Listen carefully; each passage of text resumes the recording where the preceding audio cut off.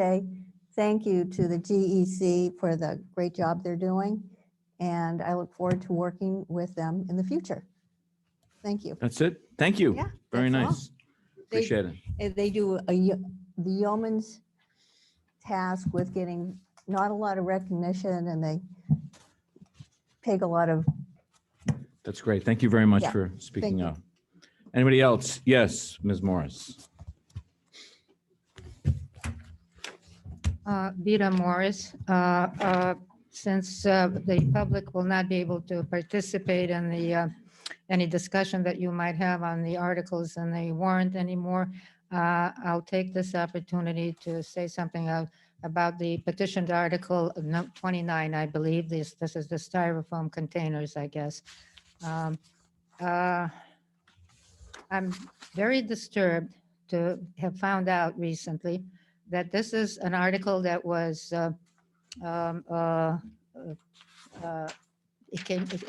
emanated from the Recycling and Solid Waste Advisory Committee, a committee of this town. Then I guess maybe they were going to have the selectmen sign off on it. But in the meantime, somebody from this board, as a matter of fact, suggested, I guess, that they do a petition route instead. And I just don't understand why people would come up with these ideas that will be hurting our businesses. And in this particular case, it's a very narrow group. And in fact, it's basically restaurants. And haven't they suffered enough already in this pandemic? And to come up with that to begin with, but to do it at this time, I can't believe that, as I said, a committee of the town and a member of this board are, proposing this thing. Now, first of all, I don't think it rises to the level of bylaw. What is it? But everybody who now comes up with these articles, essentially from the same group of people, it seems to me, always want to have a bylaw immediately. I wish the board would look into how we change our bylaws or amend or whatever it is, that it becomes a little bit harder than 10 signatures to have something, rise to at least even discussed as a possible bylaw. I just don't understand. And of course, they never give you costs or who's going to be doing this oversight or whatever. I think I read it very briefly. I guess maybe the Board of Health is involved. I thought there were at least 2 people short already. And they're going to have an extra something to do, running around to check whether the restaurants have styrofoam containers on their premises. I honestly, I just hope that this board will not recommend it tonight. Thank you. Thank you. Is there anyone else that seeks to speak? Mr. Holcomb, and then the person right behind him. Good evening. I wanted to talk briefly about the golf enterprise budget, which I think I brought up to select board meetings previously. The current article that's proposed is the same as it was 3 weeks ago. At that time, I brought up the fact that there's $135,000 of capital expenses included in the budget in Article 3. And that's also included in another article, the capital article, further down in the warrant. And I pointed out that that's a duplication. The town budget is presented without capital expenses in it because capital expenses are voted on separately.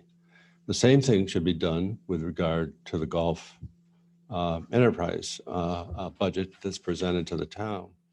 It should not include capital items.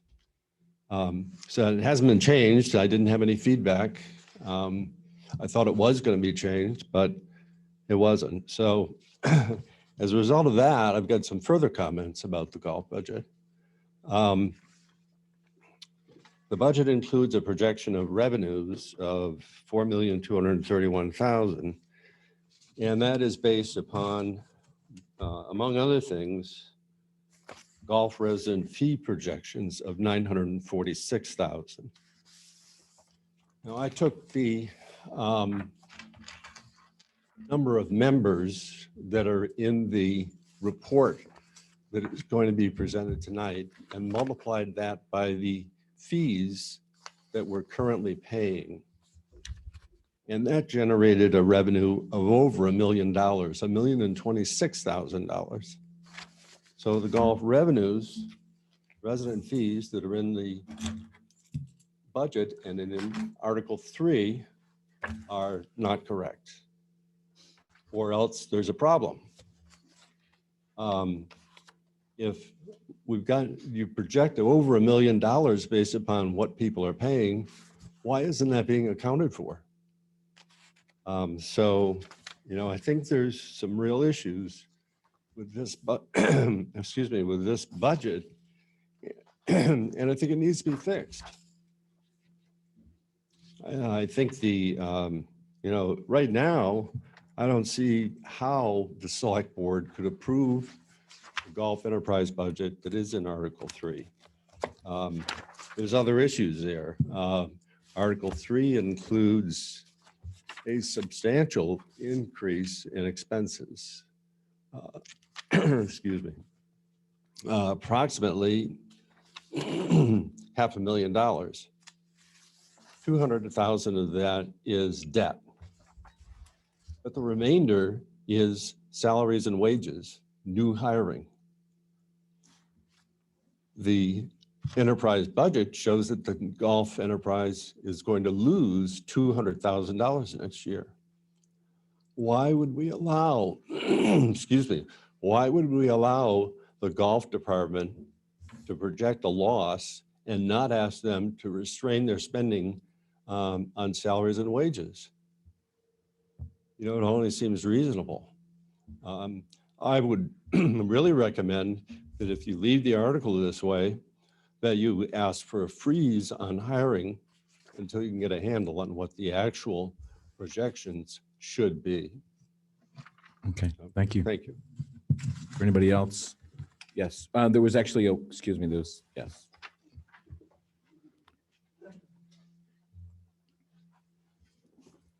Hi, Don McGovern. I just want to briefly say on the golf question, I'm fully in favor of a golf increase for this year, the 5%. We all know what inflation is doing to us, so you can imagine, you must imagine what it's doing to your budgets. And there is just no way, it's only $60 to me. If that helps, we need it. There's no use going into what contingents we have when we need that to fix up buildings and whatever. And so I just wanted to briefly say that, plus the Enterprise Committee works hard and deserves a lot of applause. Thank you. Very good, thank you. Yes.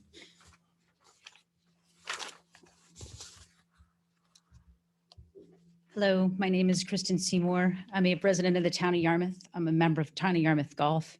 And I am coming to you on behalf of the Golf Enterprise Committee. Yeah, former member of the Enterprise Committee, former chairperson. I'm here because I just wanted to lend my support to the fee increase that's being proposed tonight by the Golf Enterprise Committee.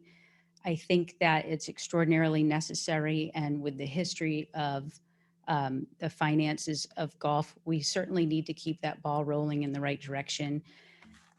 It's important to point out, I know members of the board are very familiar with the fact that the golf enterprise stands by itself in its operations and is fully funded by daily play fee and by membership fees. Just like to make sure that the people that are in the audience today and those who might be watching understand that the financial burden for operations falls solely on the golf department.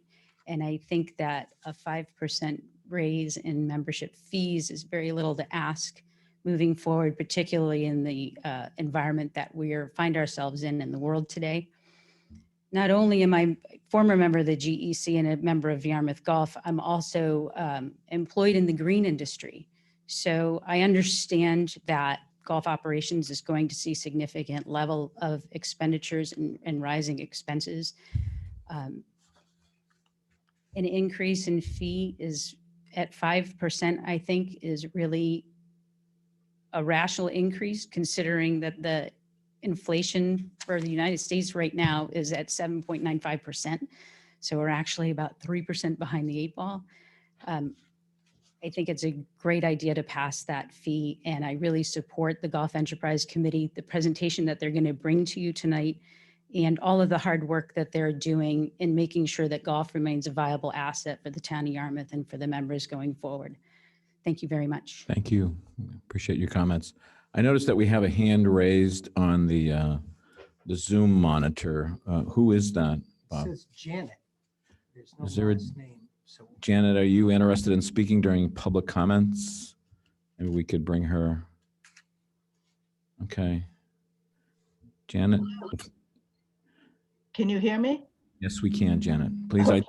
Identify. I am a member of the Yarmouth Golf as a full-time member, and I wanted to add my support for two things with Golf Enterprise Committee. One is the 5% additional on the members' fees. I believe inflation is going to hit all of us, as it already has, very hard, and especially running the golf course. So I think it's very warranted. And I also want to state that I hope that the members of Yarmouth Golf understand what a great deal they have. I live part of the year in Florida, and what I pay for Yarmouth Golf fees is so small compared to what fees are down here. And I hope that everyone realizes what a great job the GEC does and how great the golf courses are in Yarmouth.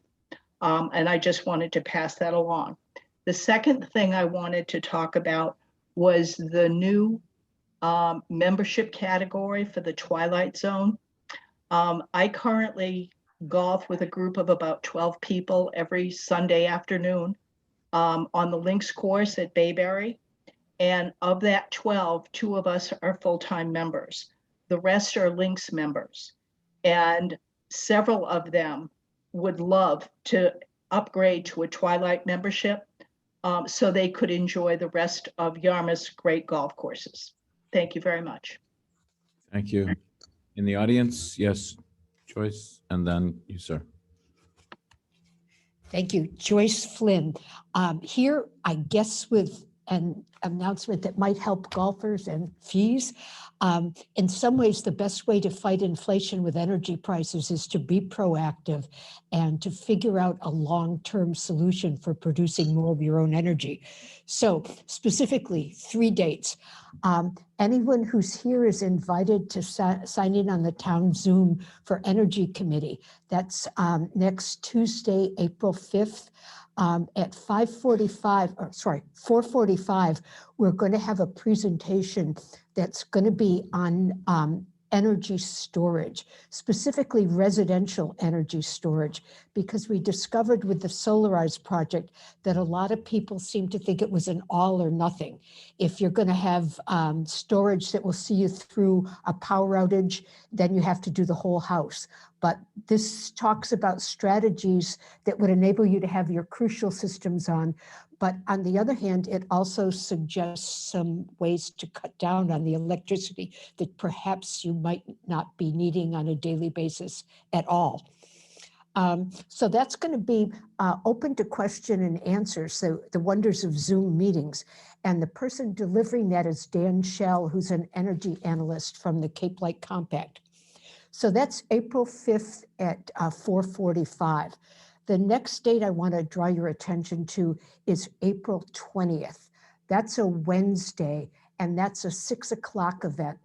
That's going to be available to you through the Cape Light Compact Zoom, because Solarize Yarmouth, the Yarmouth Energy Committee, and the Cape Light Compact are joint sponsors of that event. That event is going to be about air source heat pumps as a source of heating and cooling your house. The reason we wanted to bring that up, even though we've been talking a little bit about heat pumps for some time, is that all the incentives for heat pumps dramatically increased at the state level January 1st. So if you didn't feel you could afford heat pumps last year, you might well be able to afford them this year. So it seems really important to go over those incentives while they're new and while you would still, for a little bit of time longer, get the Solarize Yarmouth discount on the heat pumps.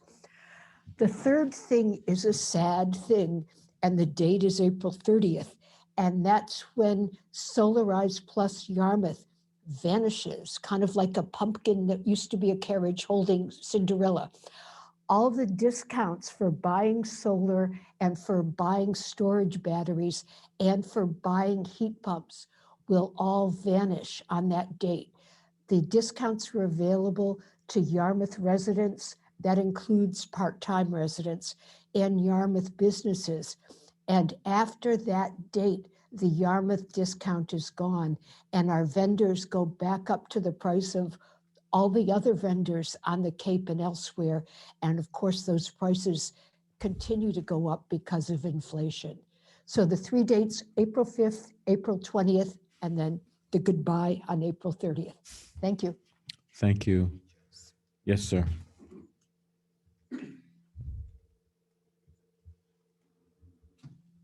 Thank you, Mr. Chairman. You get 2 Seymours tonight for the price of 1.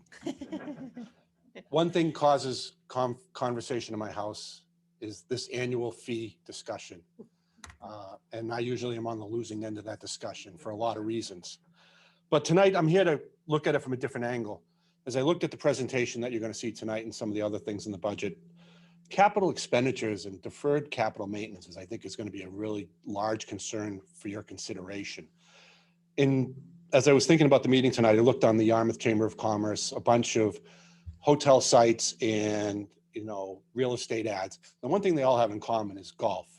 They all bring people to Yarmouth. And the reality of it is the deferred maintenance that you're trying to saddle within the enterprise committee environment is going to always be challenging. And the longer you defer maintenance, the more difficult it is. I encourage you to look at this as a town asset. I think if you look at the deeds of all these properties, they say the town of Yarmouth on it. How they're managed and financially is a whole different conversation. With no due respect to all due respect to we have a honking transfer station. Now you can hear about that this evening as well. But the transfer station doesn't bring people to Yarmouth to spend money. Golf generates tax revenue, both hotels, meals, and otherwise. And the gap that is happening now in the 5% should go up every year. That's just the cost of doing business. Everything goes up, and if you skip a year, you miss. Scott and the team can't keep up with it. I appreciate all that. But I think the longer you defer capital, the more challenges you're going to face, and it's going to get prohibitively more expensive. Other departments get capital outlays from taxpayers, and I just encourage you to consider it as a town asset. And if you continue to put the pressure on between members and daily fee players, the availability and the affordability of golf here will diminish because you're going to need to increase the daily fee to make sure those budgets balance. And you're never going to get the $15 to $20 million that you probably need over time with irrigation and buildings and all of that. And I do thank you for bringing this conversation back to my house once more. Wait a second. Can I just say something to Jim real quick? Jim, what people don't know is you're also our Veterans Outreach facility, and you're the executive director. And today is National Vietnam Veteran Awareness Day. So if you would please thank our veterans, especially of Yarmouth, for me, and I'm sure on behalf of the board for us, for their service. I would appreciate that. Yeah, it's 50 years ago. We never forget them.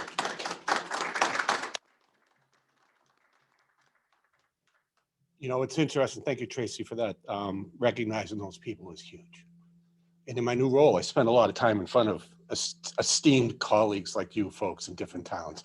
And it's always a privilege to come back to Yarmouth and talk. Thank you for bringing that. We attention. appreciate them. All right. Thank you. Thank you. Yes, sir. Hi there, my name is Michael Barry. I'm a longtime resident.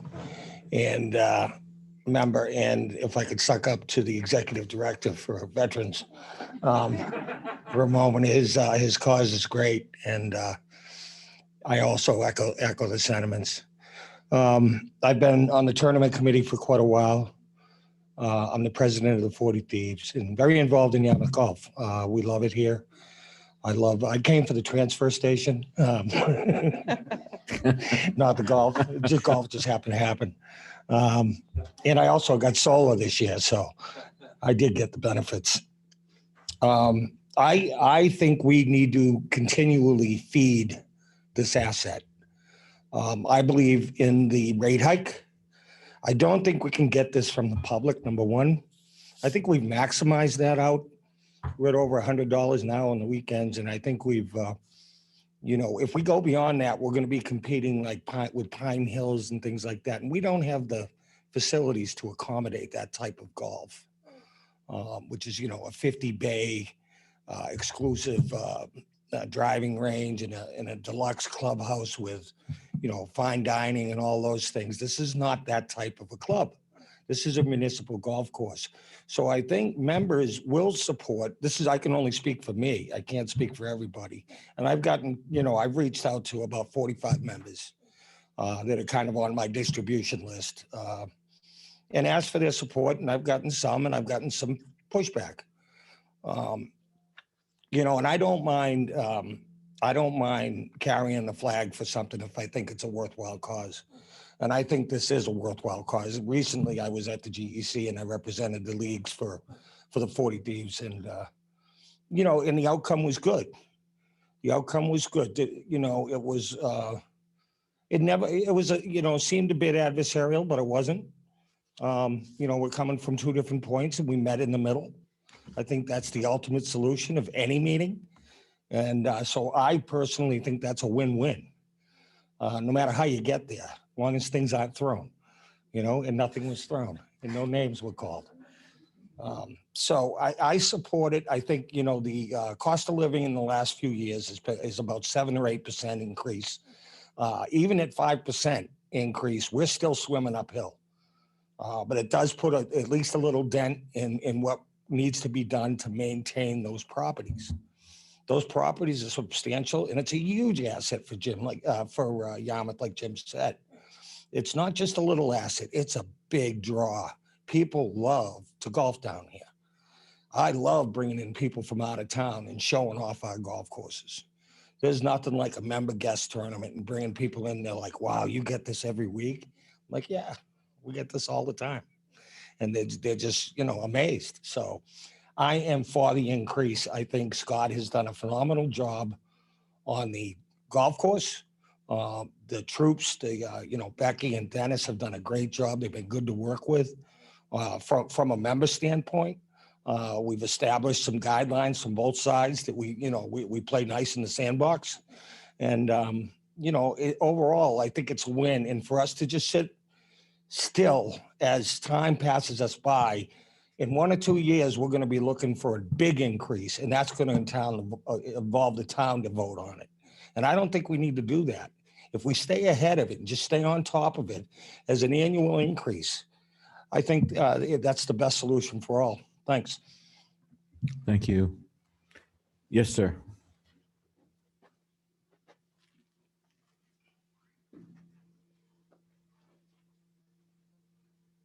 Hi, everybody. Jim Wolf. I've been in Yarmouth for 8 years now. Amazing. I just wanted to make a point about, Joyce from the Energy Committee. I've been helping with the Solarize program, the Solarize Yarmouth program, one of the volunteers. And I did want to say that as a volunteer, I didn't know that I was going to do this, but I got solar on my house. And I made 70 kilowatt hours worth of electricity here in March today, which basically you're talking about zeroing out bills. So what I want to say is the price, which is ending on April, I'm in the business. I mean, I'm the sustainability director at Cape Air, and I've spent millions on solar projects. I want you to know that if you know somebody or you yourself have been thinking about it, we're talking about the best solar panels that you can get, American made, Great stuff, warranted for 25 years. I'm zeroing out. If you're thinking about getting an electric car in the next few years, about 10 to 12 solar panels will get you 15,000 miles a year. So this Can we price put is nothing solar to be panels on our sneezed at. cars? Excuse me? I'd like to put a solar panel on my car. Yeah, actually, we invested in Nissan Leafs back in 2010 at Cape Air, 2012 when they first came out, and they did have a solar panel on them. But I guess the point that I'm trying to make, and that was for the air conditioning or something. The point I'm trying to make is about money. We hear all about the budget and everything in here. And I want to tell you that if it hadn't been for the Solarize program, my solar system, and don't go nutty on, would have cost $52,000 instead of $30,000. You're talking about almost 40% off from the similar panels that are available on Cape Cod by another company because of the work that Yarmouth did to make this special deal. It's ending the end of April. So go for it. April 30th, get one of those people over to your house, go to the town website, or if you know somebody, one of your kids, anybody you know, this is something not to be, I'm not a salesman, but I'm very happy. So, and thank you to Yarmouth for supporting the Solarize program so that the town seal could go right on the marketing for the program. There you go. Anybody else for public comments? Hearing none, we will now move on to the next item on our agenda, which is a public hearing involving a second-hand dealer application, Simply Vintage. I'm going to turn this licensing matter over to Mr. Stone, the licensing chair. Thank you, Mr. Chairman. Is Catherine Brosnahan here? You want to come up to the front, please? Good evening. Catherine, I'm going to read the legal ad into the record, and after I do that, you can just give a brief presentation as to what your business is going to entail and what license you're seeking. We'll see if the public has any comments. We will read into the record a couple of comments that we received via email, and then we'll see if the board has any questions. It should be painless and relatively quick. The town of Yarmouth has received an application for a new secondhand dealer license from Simply Vintage, excuse me, 161 Route 6A, Yarmouth Port, Catherine Brosnahan, owner. The hearing will be held on Tuesday, March 29, 2022 in the hearing room at Town Hall, 1146 Route 28, South Yarmouth. The Board of Selectmen's meeting begins at 6 p.m. Written comments will be accepted in the town administrator's office until 4:30 p.m. on Friday, March 25th. Verbal comments will be accepted at the hearing. Okay, the floor is yours. Okay. Well, I sell vintage and antiques. I've been 11 years in business, started in Katuitt and went to Centerville.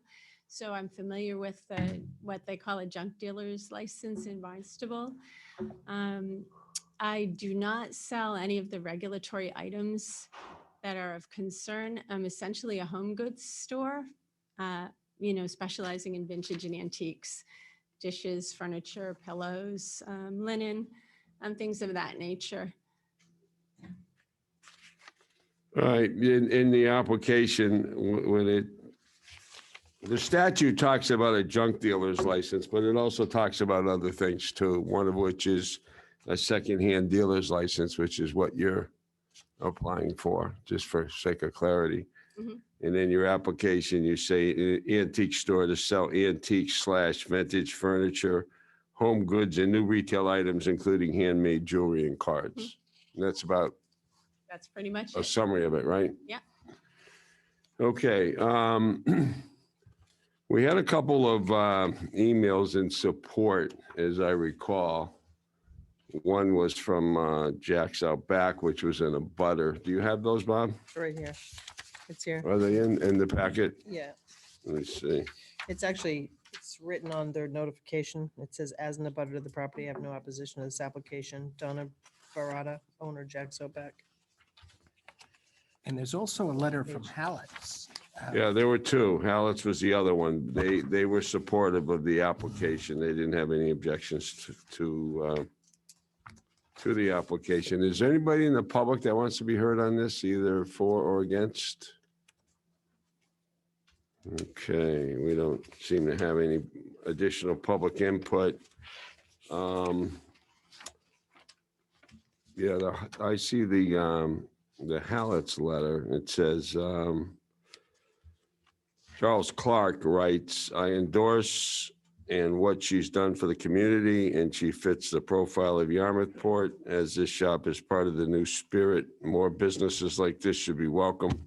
Hallett Store has no problem with this, and our village license should be granted. Thank you, Charles Clark. And as far as I can see, it's undated. And then, as I said, the owner of Jack's Out Back supported it as well. So I will go to the board to see if there's any questions that they have. Tracy? I have a couple questions. One is, you won't be dealing any coins or jewelry. Typically, the reason we have these hearings is so that, you know, in case there's stolen merchandise, that there's some type of log of what's being brought in or sold. You're not doing consignment, you're just doing resale, correct? Occasionally consignment, but it's a very small part of my business. Okay. And so when you say handmade jewelry, handmade within the company or resold type? No, I've been selling a particular person's jewelry for 11 years now, starting in Katuitt, and I just continue to sell it. They make it. Okay. So you know where it's coming from. Yes. All right. Mhm. My only other question, really, before issuing the permit would be if you're, I don't want to touch the third rail here, but I think business in this area, I'm not sure if you're familiar with the parking meeting that they're having tomorrow. I was away for the last one, but yes, I'm familiar with the parking situation. Do you have parking off-street parking with this? There's a large parking lot that I own two of the business condos in the building that I'm located in at 161 Route 6A. And so we have a little more than half of the parking in the rear we share with Donna from Jack's. Okay, perfect. All right, those are my only questions. Thank you. Okay, Peter? I wish you luck Thank and I support your effort. Thank you. Mark? Good luck. Thank you. Yes. No questions. Welcome to Yarmouth. Thank All you. right. I have no questions either. Motion to close the public hearing. We have a motion to close the public hearing. Do I have a second? Second. All in favor? Aye. Aye. Public hearing is closed. Do I have a motion to grant the application? So moved. Second. Okay, all those in favor? Aye. Anyone opposed? So you're approved unanimously, and good luck to you, and thank you very much. Thank you very much. That's great. Okay, moving on our agenda. The next item is the public hearing regarding the construction and demolition fees and mattresses and tire fees. This is the second hearing. And we have representatives from the DPW coming up. I do think I need to read into the record once again the notice, don't I? I don't think you do, but it wouldn't hurt if you wanted to do it. Yeah, I think out of an abundance of caution, I'm just going to Sure. read into the record the notice on the public hearing. Notice is hereby given that 2 public hearings will be held at the Yarmouth Board of Selectmen meeting at 6 p.m. at Yarmouth Town Hall in the hearing room on Route 28, South Yarmouth, on March 15th, 2022, and March 29th, 2022, concerning proposed fee increases for construction and demolition, mattress and tires for the Waste Management Division. Written comments will be accepted by the board via email at selectmen@yarmouth.ma.us until 4:30 Friday, March 11th. Verbal comments will be accepted at the public hearing starting at 6 p.m. Persons interested in these changes are encouraged to attend. And in the notice, we have the actual listing of the fees, the proposed changes. The date of change is April 1st, 2022. The fee category, starting off with construction and demolition, the current fee is $145 per ton. The proposed fee is $165 per ton. Under construction and demolition mixed, the current fee is $170 per ton. The proposed fee is $190 per ton. Under the category bulky items, mattress, box, furniture, etc., the current fee is $15 each, and the proposed fee is $25 each. Tires, no rim, current fee is $1 each. The proposed fee is $5 each. And tires with rim, $2 each is the current fee, but the proposed fee is $10 each. So that is the notice, so written into the record. And now I'll turn it over to our DPW team. Yes, thank you, Mr. Chairman. Jeff Colby, Public Works Director. I'm joined by Roby Whitehouse, our Assistant Public Works Director. And we are here for the second hearing, and there wasn't a lot of questions or comments from the first. So, and I don't believe there was any other comments that were received between now and then, other than maybe the two comments that were previously made about fees generally. But I think it would be good if Roby just summarized where we stand with what we're looking for, and hope to get your support. That sounds great. Go right ahead. Good evening. I don't want to echo, so I want to make sure that you can hear me okay. My name is Roby Whitehouse. Thank you very much for having us this evening so that we can present a second hearing and, like Jeff said, hopefully get your support to make these increases. As we showed you 2 weeks ago when we were here, the rates really across the boards from our neighboring communities and businesses are quite a bit higher than we have here in Yarmouth. And as I said before, last week or 2 weeks ago, we're definitely not in a place in time where it's pleasant to increase rates, but in order to keep up with businesses and other in our expenses, certainly, we're seeking some increases. And the increases, as was read into the record, are for construction and demolition and mattresses or bulky waste, which includes sofas and any upholstered furniture pieces, from $15 to $25. And tires, because of the increases associated with the disposal of those items. So as we go through, we're looking at a slide that represents a survey from neighboring communities, and you see that Yarmouth is really the lowest. Here we talk a little bit about the history of our construction and demolition fees, and that we haven't increased those fees since 2016, and we increased it to $145 a ton, which is the current rate. And at that time, there was no increase to our regular disposal sticker, which is still at $162. Now, excuse me, Roby, this is information that also was brought up at the last hearing, right? That is correct. How many other slides do you have in addition Just to? a couple more. Just a couple more, okay. It's the same Right. presentation. Just to make sure There's everybody nothing has new. the information. Okay, thank you. Nothing new. So again, we have the C&D break even, and this slide represents the anticipated revenues based on the increase that has been requested. And the improvements will go to fund the capital items for the facility.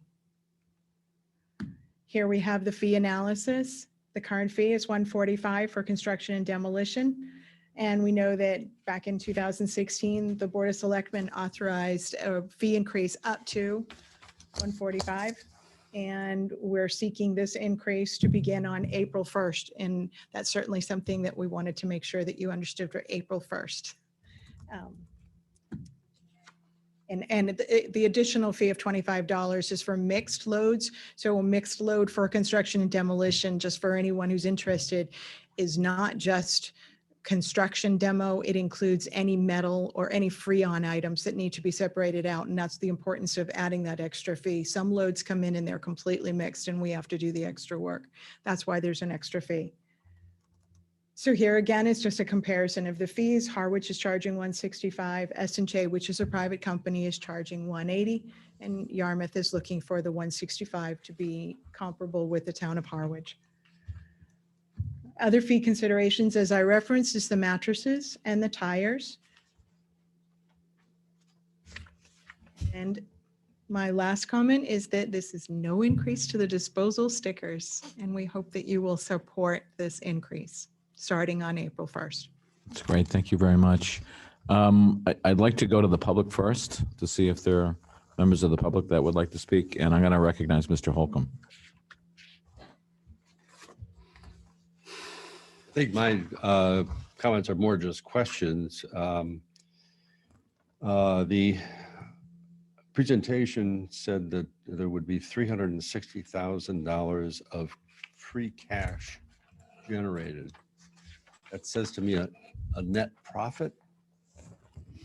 Is that, am I interpreting that correctly? Or does that mean that there'll be 360,000 of additional revenue generated? That would be additional revenue generated, would be Okay. a more All right. accurate. Yeah, because I was confused by that. If it was profit, that would be a different question entirely. And the C&D proposal also says that $268,924 is needed for the sanitation budget. Can you clarify what that means? It's right there, 268. Sure, I'm on the right page.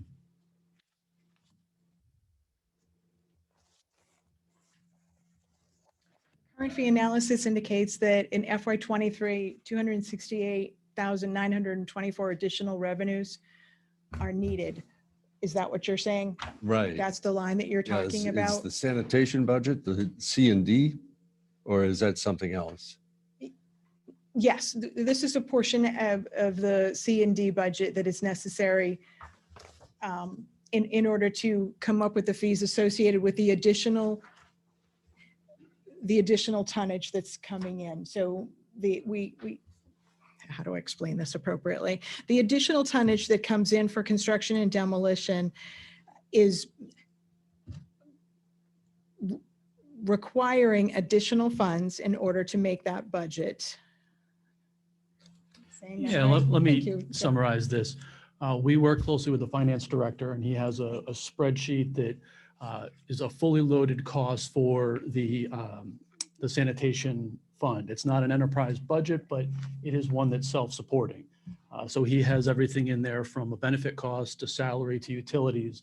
And through that spreadsheet for FY23, so it's next fiscal year, we will need an additional $268,000, 924 to be precise, to cover the cost of the facility.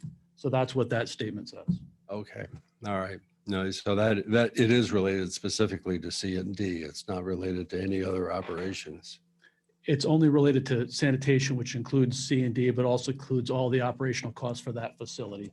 We call it the sanitation budget, but it's everything related to the disposal area. Including residential disposal? It's all combined, yes. Okay, I guess that's a more complex situation. I guess I'm not sure. First of all, it seems like there should be an increase. What is the cost per ton that we're being charged now, and what are we projected to be charged per ton? The C&D rate currently is $124 per ton. That's what we're being charged. That is what we're being charged, yes. So 124, and you're expecting that to go up? Yes, we are. Our contract expires at the end of June. We Okay. expect at least a 10% increase. So that would go up to 136 at least. And I saw in your proposal or in your presentation that $1,164,000 of capital improvements. I'm not sure where that has shown up in Ed's projections, but if you calculate that over 20 years and add interest, it's about another 60,000 a year. Has that been accounted for? Yes, and the analysis that we worked with the finance director on, the capital improvement costs are in that analysis. Okay, All right, good.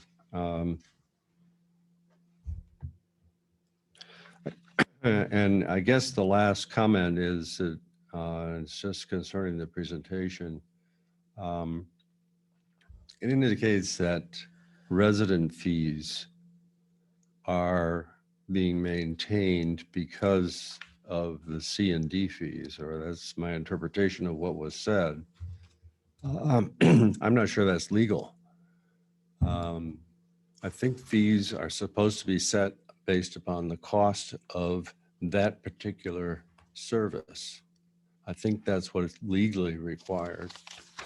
And C and D should not subsidize residential, certainly not for a lengthy period of time. It may happen in a given year or two or something like that, but I think they need to be costed out separately and the rates set accordingly.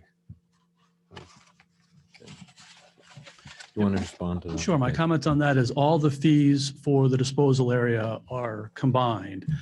They offset the cost of the total operation of the facility.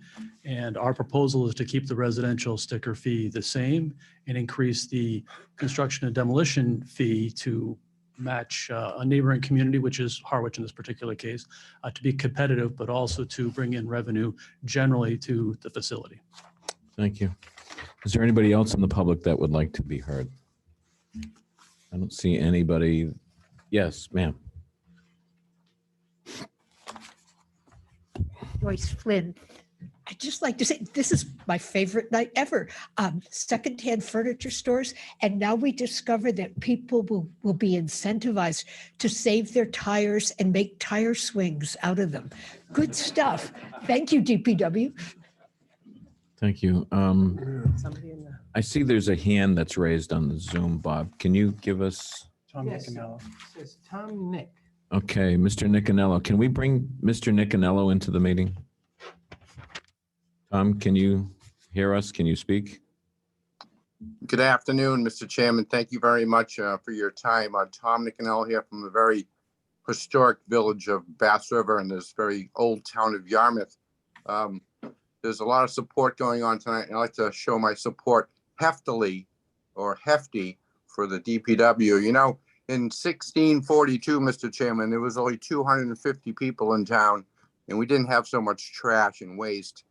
Now we're pushing 25,000 people.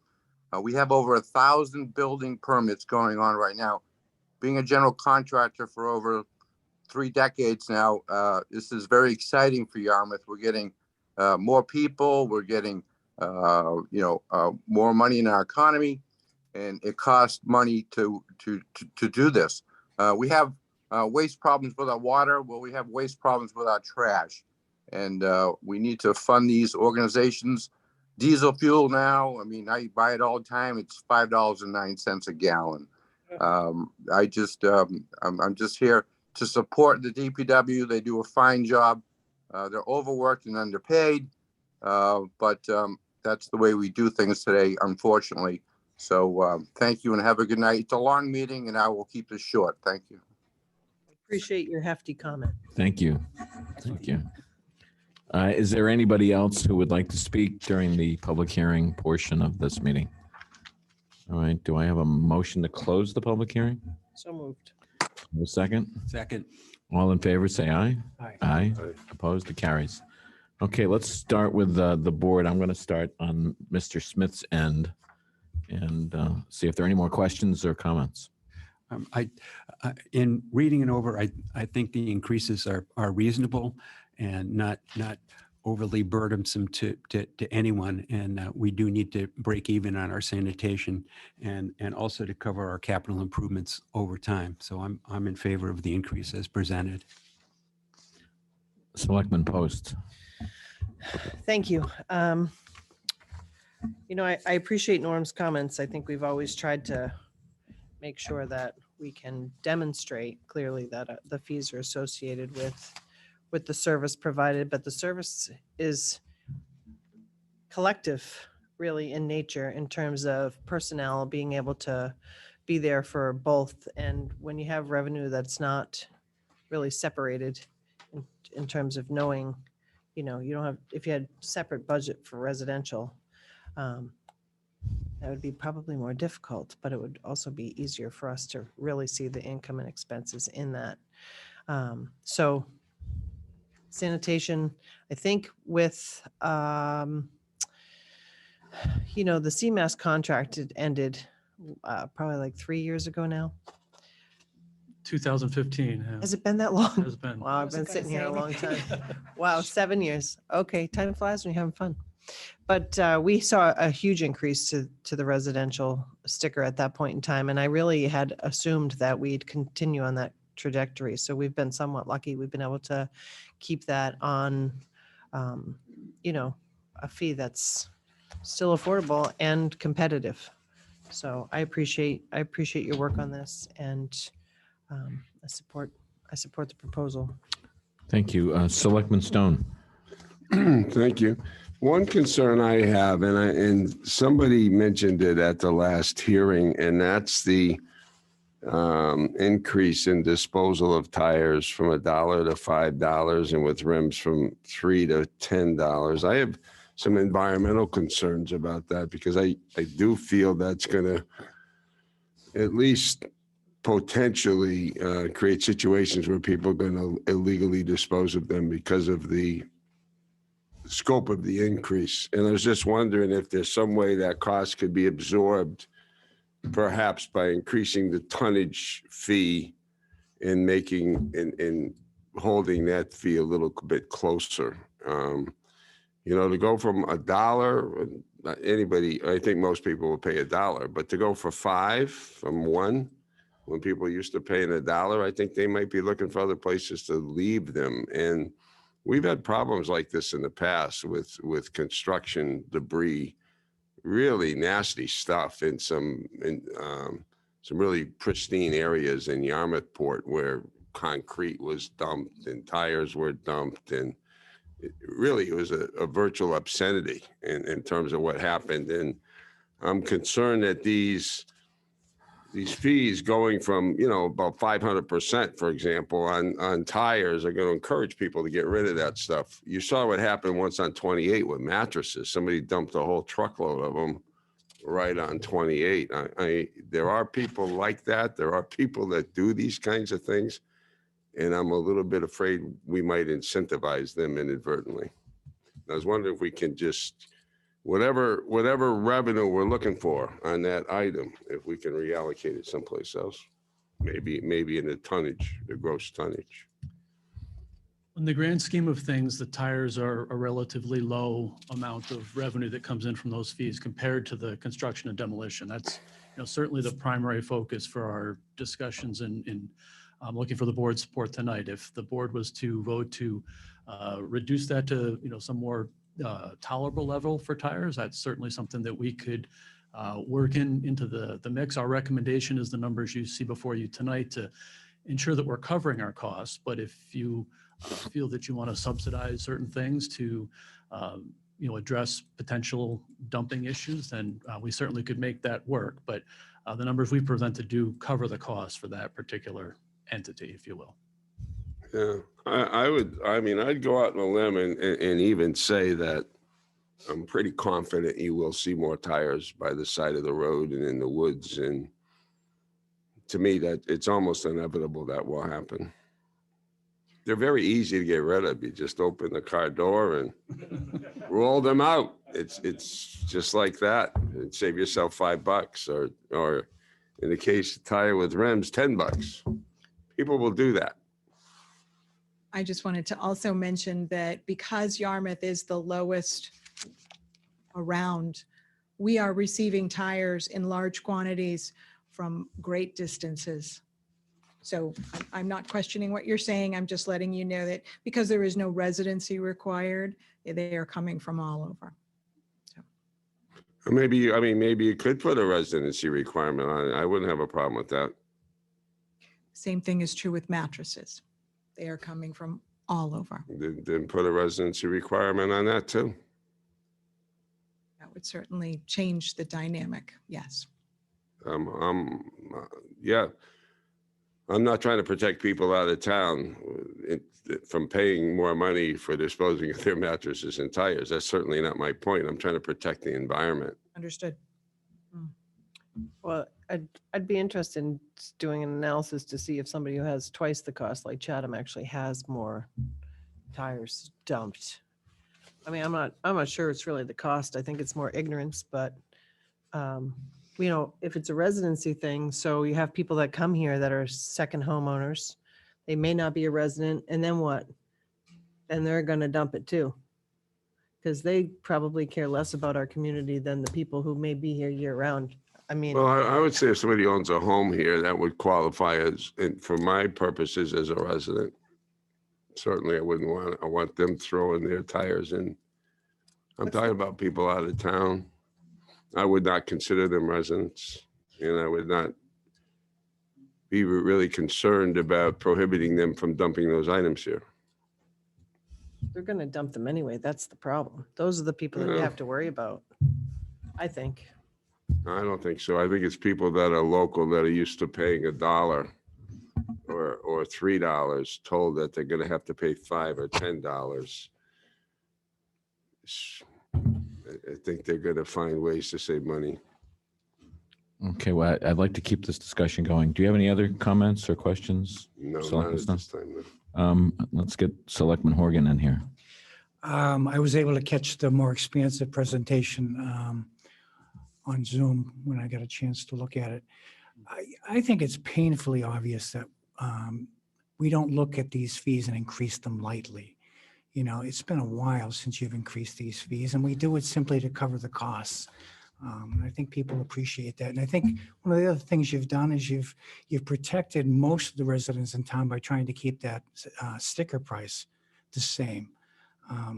This to me seems eminently reasonable. You've looked to the neighbors to make sure that we're not overpricing ourselves, that we are still a desirable draw for this material, and that we can gain some revenue from it. But to my way of thinking, you've done a really good job of justifying why the increase is necessary. And I think if there's dumping, that's another issue entirely that we deal with our police department and fines and aggressively going after people who think it's appropriate to throw this stuff on the side of the road. But I don't think it drives the fees that we charge the legitimate users of the town and sanitation to come to our town and to raise the fees that we have to do. So thank you for the presentation. You've done the work. I'm supportive. If I can just make a comment, you can Go deal right with these ahead, people Selectman if you Snow. can find them. You know, tell me who dumped all those mattresses on Route 28. They never found out who did that.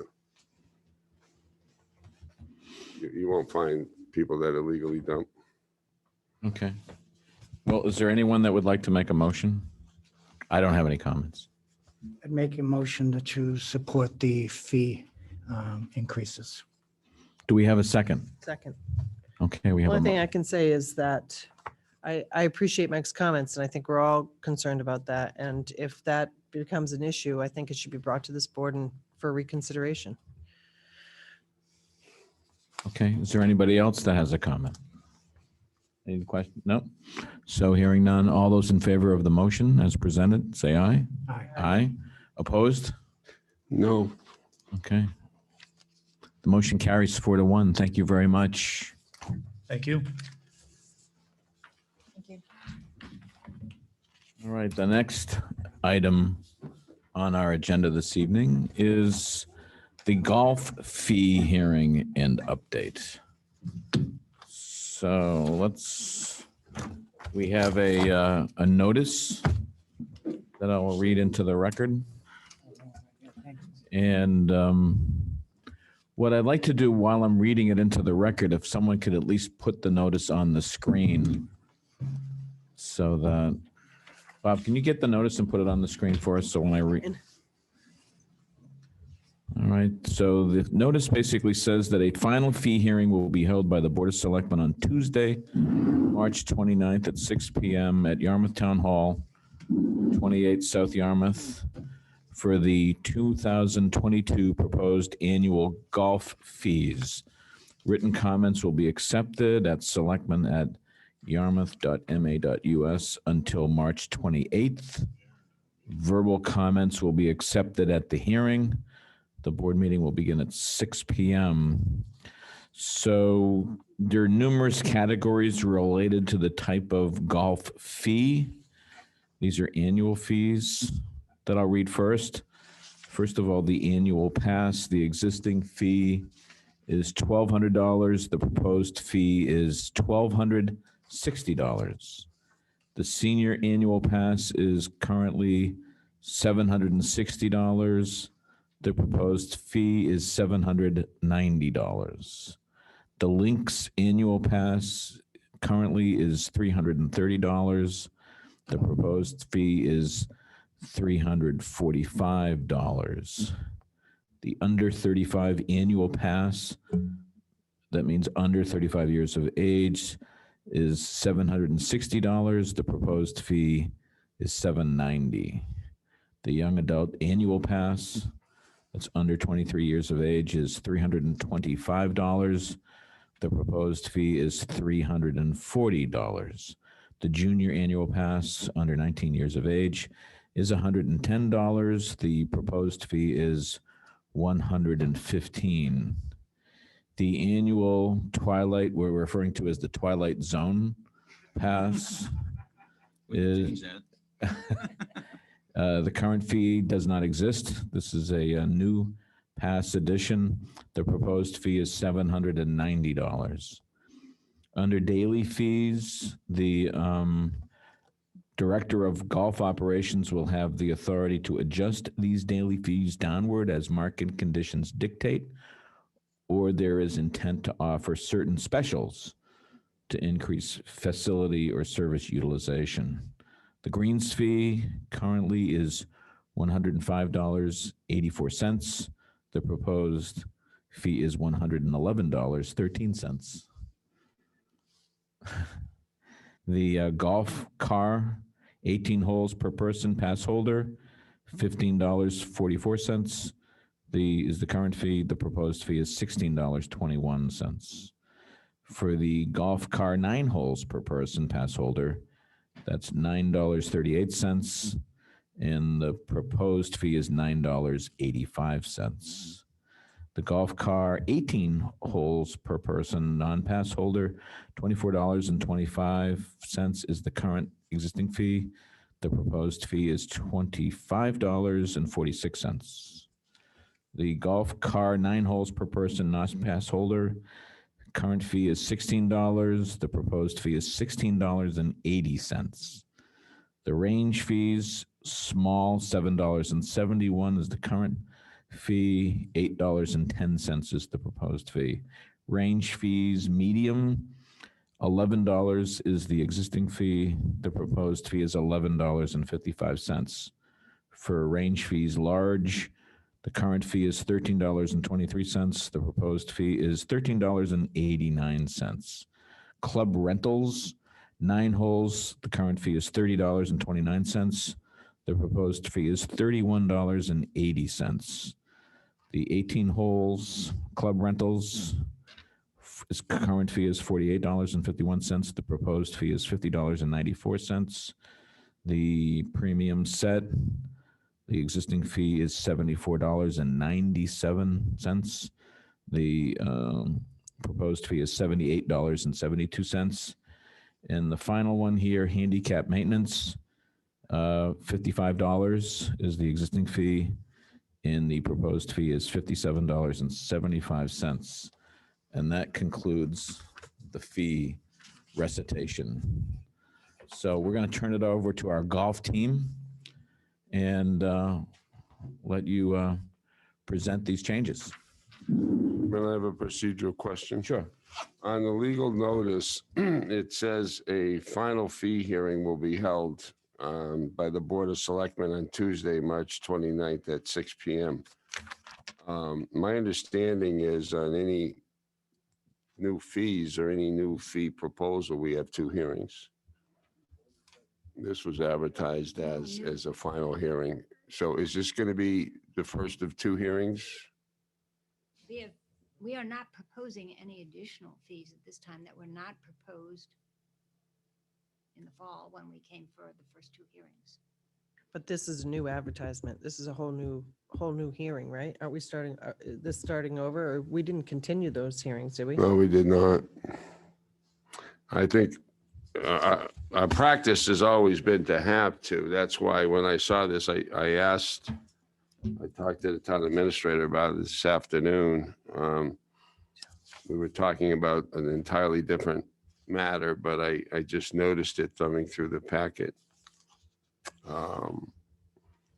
Okay, so a question has been raised. You've brought it to the town administrator's attention. What's the ruling? What's the verdict I think we should have a second hearing. after this? Yes, I mean, we've already had two hearings, but then the hearing was closed. And then the golf committee was asked to come back with a revised proposal, which they worked very hard on, and they did do that. And so this is essentially the first hearing on the new fee proposal. So I think we can get a second one in and Out of an abundance of caution, is that? well, I mean, it's not a legal requirement that you have two, but if you always have two, you know? Okay, all right. When are these proposed to take? I don't see anywhere where it says, Yeah, when were these proposed to take effect? December. When? December. December? Well, my understanding is they're proposed to take effect for the 2022 golf season, which technically begins when? April 1st. April 1st. So, But you've already collected money from the members for this year, haven't you? You've already started that process. That's correct, yes. So Using the- how would you propose to do that? If this were to go through, it would be from that point forward, this would be the new rate. No one would get back charged. That would be whatever they paid is that fee going for this year. So if you haven't signed up yet, and this were to go forward, it would be on this rate. how'd you base your budget projections then? Based on half and half, or? Our budget projection is always based on what we know. So we didn't know about a 5% at that time. So you based your budget based on the fees in place now? Correct. Okay. So you're going to get, I mean, assuming this passes, you're going to get some members paying the old rate, and then you're going to charge other people the new rate That's for the correct. same season? That's correct. Early bird special. And we ran one back in December as well, to give people an opportunity to buy one for Christmas. And we're doing it now because we know the season's starting very quickly and we need to, I mean, in April 1st is 2 days away and we have 900 members. So we need to make sure we process them. So we offered them the deal to go forward at $1,200 at last year's rate.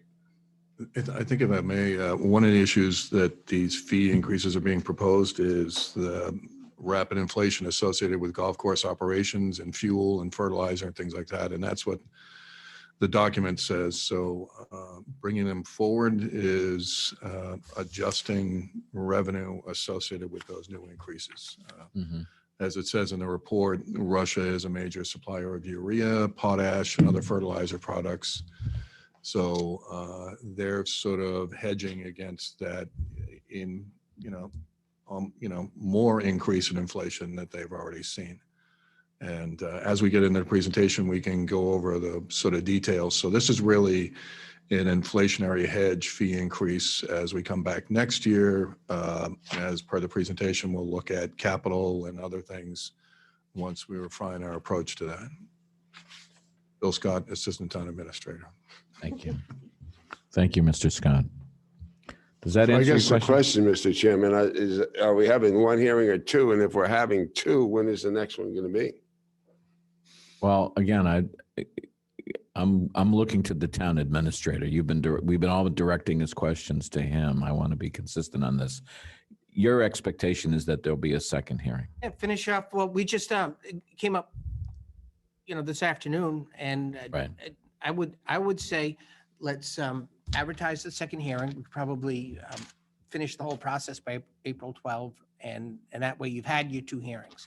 And All right. But, with the deference to the committee, this is essentially their fourth hearing, but the first proposal didn't move forward. So they've come in with a second proposal, and I know they're very anxious to get going. And so I think, Okay, so we'll be taking this up at our next meeting. well, Right. the meeting on April 12th. Okay. Any other procedural questions? Well, that's the only one, Mr. No, thank you. Notice. Anybody else? Okay. I'm going to turn this back over to our golf team. Please, the floor is yours. Well, what I'm going to do is go through the presentation you have in front of you. The board has a report called Golf Division Moving Forward, the core mission to continued success. And while this is a broader perspective and sort of a higher level perspective than the specificity of the fees, we wanted you to understand that moving forward, we're going to begin to tie those two things together with capital and other things. And, things that you heard from Mr. Barry about a hearing that they held to, deal with playing, tee times and things like that. Those are the things we want to formalize in what you'll see in equity in place. So what this is really a transition process moving forward from the success that golf has had. I mean, the compliments you heard earlier on the condition of the course and, Scott's team being able to accomplish that. Now we need to move forward with other steps.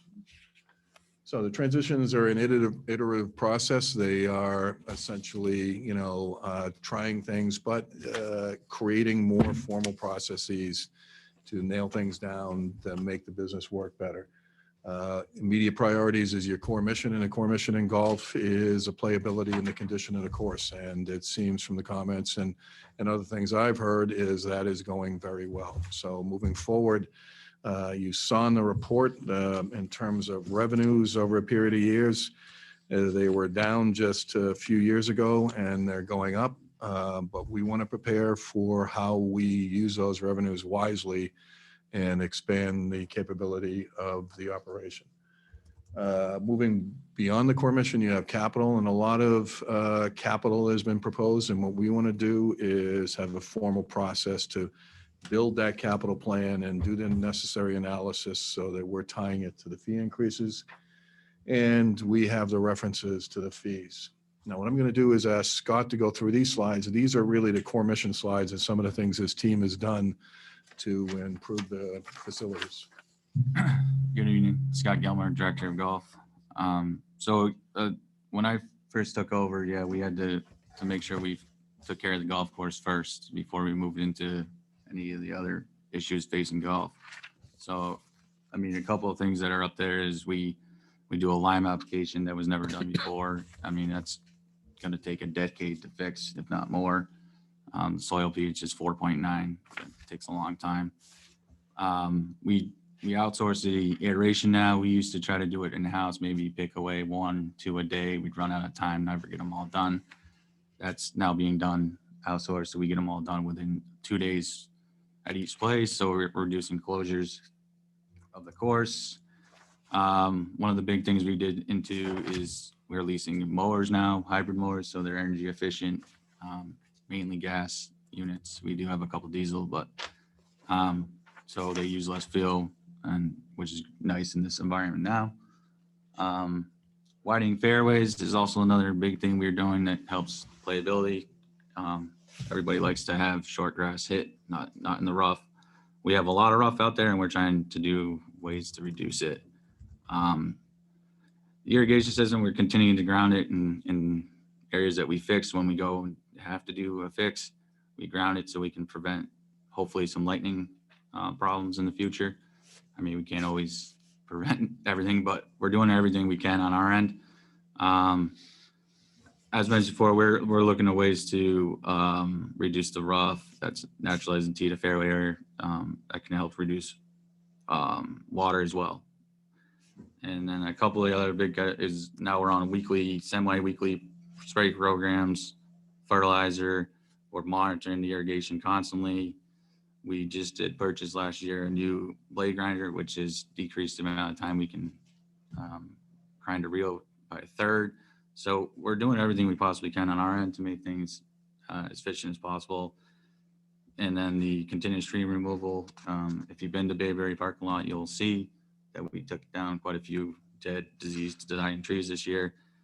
And we do the pre-purchase programs, if you will, where we get the best discounts, the best rates on everything. We did that more this year, knowing of inflation.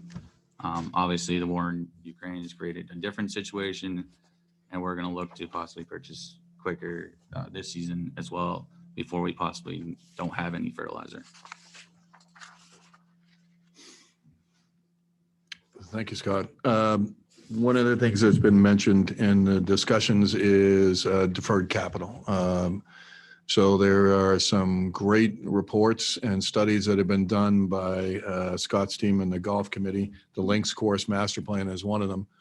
And there's some good detail on what needs to be done. We need to put that into a project management model to develop more finite cost estimates associated with soil testing and what the next step is. And then bring it back in the sequence through the Capital Committee and the Board of Selectmen and town meeting. So you'll see things come in increments, but the important aspect to this is sort of setting these principles that safety is one of the key things. And the garage doors on the maintenance facility, the lift, they're sort of part of that safety program to help employees have a safe environment. The trailer itself can be construed as that instead of loading equipment in higher vehicles or driving it further. So safety is one of the primary issues. Accessibility in terms of the accessibility to the course and playability and reducing costs. Scott mentioned hybrid mowers and things like that. And also revenue. One of the things you'll see in the report is a reference to downtime in the Links course and how much lost revenue there is associated with that. So these criteria play into their decisions, as will a transparent process with,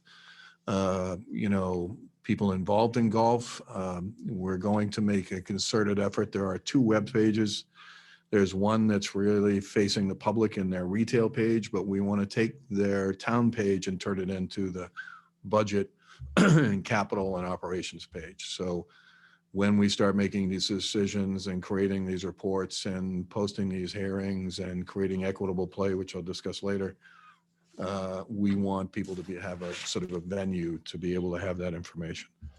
So deferred capital is important, primary from the safety perspective, but moving forward, it's also deferred capital means that it's just getting more costly. And the key thing to capital plans is layering the projects so that you don't end up having a Links course project out there and then something happens to one of your buildings that you didn't anticipate. So layering all of it from your vertical assets to your horizontal assets, so you know what is coming, and just make those priorities based on these criteria and others, so you're not surprised as you're working on one large capital project, another one comes up. Equitable play, and these charts here and in the report are sort of examples. So they are examples of some of the data you can collect. We're going to be refining them moving forward with the golf committee and Scott to create a process. Inherent in this, it's a public course, so there is an assumption of equitable play across that. So there have been times when policies are developed, and we want to be able to show people sometime maybe in October or November, here's what we've seen in equitable play. Here's the, what types of groups are playing at what times. Release the report, have a hearing with people, talk to them about what they believe should be the next step, and then set policies in the off season so that before you come into the next season, you have a data-driven, transparent, collaborative process that you can adjust each year. So people know that I should be aware that the report's going to come out in, let's say, November, and it's going to be on this webpage, and it's going to be sent to leagues and other people who want it sent to them. So having this kind of thing sort of formalizes it. What Scott and his team and GEC has done has been great in the sort of core mission. Now we want to move into capital and equitable play to make that work. So it's a municipal department, it's a business, it's both. And that's a difficulty.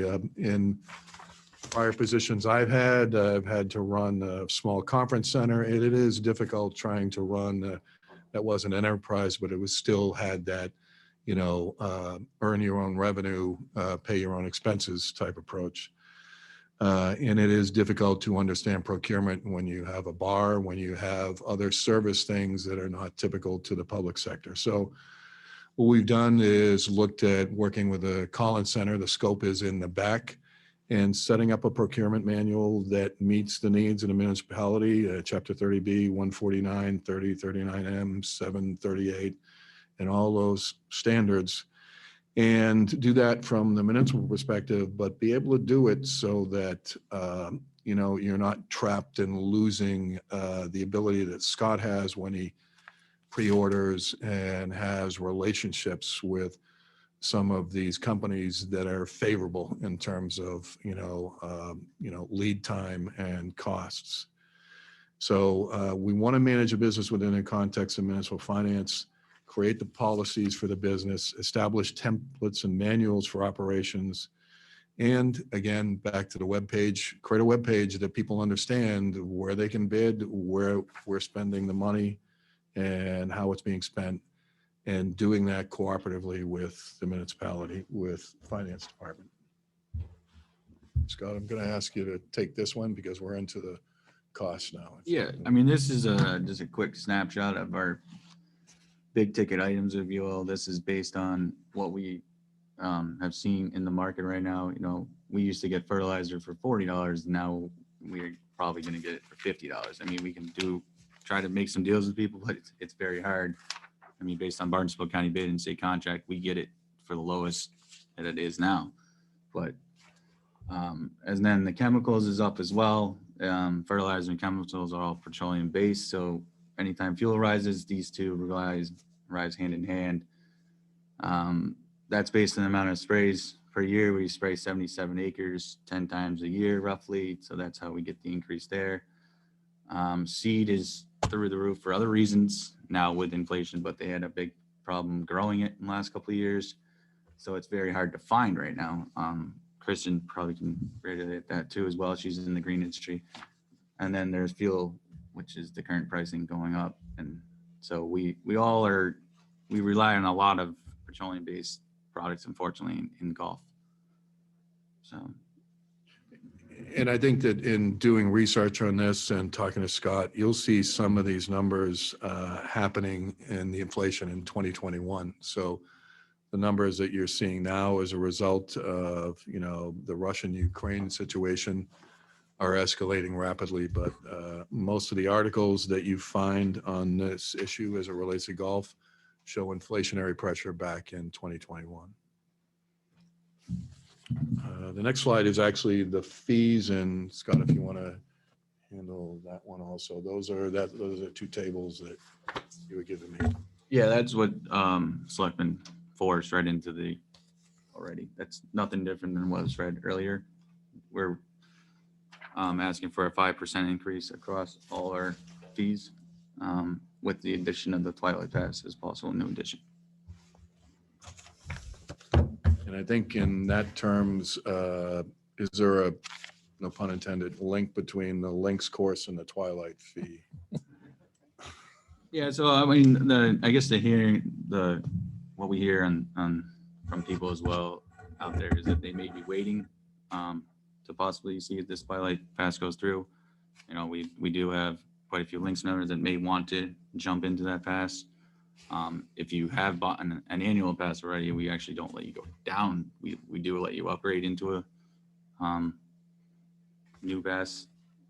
So yeah, we are seeing that many people may be waiting for that at this point, but it is kind of early still, so we'll have to see. And I think also I'd like Ellen Chapman, Chairman. Pull the mic up, Ellen. Sorry. Thank you. We've spoken to other people, merchants, whatever, that work in the town, work around. They're working all day. They get out and they'd like to play golf. And I've spoke to a couple of merchants that have memberships in other towns because they offer a Twilight League and we don't. Mm-hmm. So this will enable them to play in their own town. Very good. The last issue is sort of reconciling all this, and the anticipated fee or the revenue from those fees. We'll be using about 80,000 in reserve for total revenue, less estimated increases and a contingency about 18,500. We anticipate that that might go up in terms of those costs. The estimated increase associated with what we're, Scott is seeing for fertilizer and things like that. We have the contingency, and we will dip more into reserves if that happens. I mean, the goal, and I think the chair of the GEC can speak to that, is avoid going to town meeting for, revenue from the town. If you want to speak to that on there. Oh, we certainly do wish to not have to go forward and ask for any additional fees. We also don't want to find ourselves in the position that we were in 4 years ago when we didn't have enough fees to cover expenses. We want to make sure that we move forward very carefully. We want to cover expenses. We have a huge list of capital improvements. We will make sure that we are monitoring, that we stay within our feasibilities for accomplishing these things, and yet continue to provide good golfing for Yarmouth. And to wrap up the more general part of the report that you have, really some of the keys that you saw is in the recommendations: core turf management, continue those practices, become more innovative. I mean, what Scott, his team, and GEC have been able to do is show that these are high quality venues, as was mentioned. And that's the most important thing. I mean, you can plan all the events and do other things for the course, adjust fees, things like that. But if the course isn't in good condition, then all that those issues don't matter. And capital, really, once you get that core mission done, you're moving on. And the links course requires a considerable amount of work. Drainage issues where they can't even maintain it in certain times of the year. So here you're looking at actually expansion of the capacity of it and beyond their core, sort of mission, but in the sense of increasing playability. And equity in play is very important. It's a public course. So I think GC, Scott, and others want to set up a definitive, equitable process each year where people can be heard and the data can be looked at so they understand what's available, who's playing when, and how do we make adjustments. In operation and finances, the Collins report in the back, or the Collins scope, is a good indication of where golf wants to go in formalizing all the means and methods to communicate with the finance department, and also establish parameters to run the operations, and do that all on the town webpage. So we want to make sure that we have that venue sort of woken up, and all these things that you see in those recommendations will be apparent there. And so moving forward, we have questions from the board, and everybody's here. Well, what I'd like to do, unless there's an objection, is go to the public first and then come back to the board. So for the folks that have already spoken, your comments are still valid. You don't need to come up and repeat yourselves. But if there's someone who hasn't been heard or hasn't spoken, by all means. Yes, sir. Is that, I'm having trouble. Okay, there he is. Okay, Mr. Holcomb. I'm here. Thank you. I wonder if you'd go back to the slide specifically that deals with the number of, I guess, is it the number of members or the number of rounds? All right. In the packet, you provided the details behind that graph. And that was the basis for some comments regarding equity between members and non-members. Can you tell me where you got the numbers for that? Scott, do you have that? It's based out of club profit or new POS system. I'm sorry, what? It's based out of Club Profit, our new POS system. Okay. And then on the following page in the information that was collected, there was a detail regarding the breakdown of the member counts by type and also the number of rounds played by members. And that's on page 12 of the information that was presented to the board. And at the bottom, you see that the total number of rounds for member play was 33,924. Now that graph right over there includes is based on data, again, that was in the select board packet. But the total of the member play, which is not indicated in the report, is 40,674 rounds for members. So there's an unaccounted for difference in the data preparation of 6,000, excuse me, I've got a cold. 6,750 rounds. Can you explain why that is? I'm not sure. In the narrative, there's data that references play. I didn't. Well, I guess you provided it to the board. I mean, in the narrative of the report, I don't think there's any data in there. Well, no, in the narrative of the report, not in the appendix. Those charts are samples of some of the data we would use in equity in play and not a presentation of data that sets a standard for equity in play. So what they are is, as Scott indicated, they are a methodology. So if there's, this doesn't really give the period when that data was collected. If I can finish. But the data was presented to the Board of Selectmen. Well, and the data actually, if I can finish, that doesn't have a period. I'm not quite sure when the period is for that. And then the tables have a period. So the data is, here are the samples of the type of data we have that we would use in establishing the equity in play. There is nothing in the recommendations nor in the narrative that indicates the direction associated with it. If there are issues with the data and its comparability, then that's something that we obviously need to do in establishing our methodology to make sure those issues are addressed. But the data isn't there to make an assumption of something. The data is there to show that these are the types of data sets we have to move forward. So this is a presentation on how we're going to move forward with setting up systems and not an assumption that we have the system in place. I understand what you're saying, but you presented the analysis to the board with a representation that there's 40,674 rounds. That's included in that chart.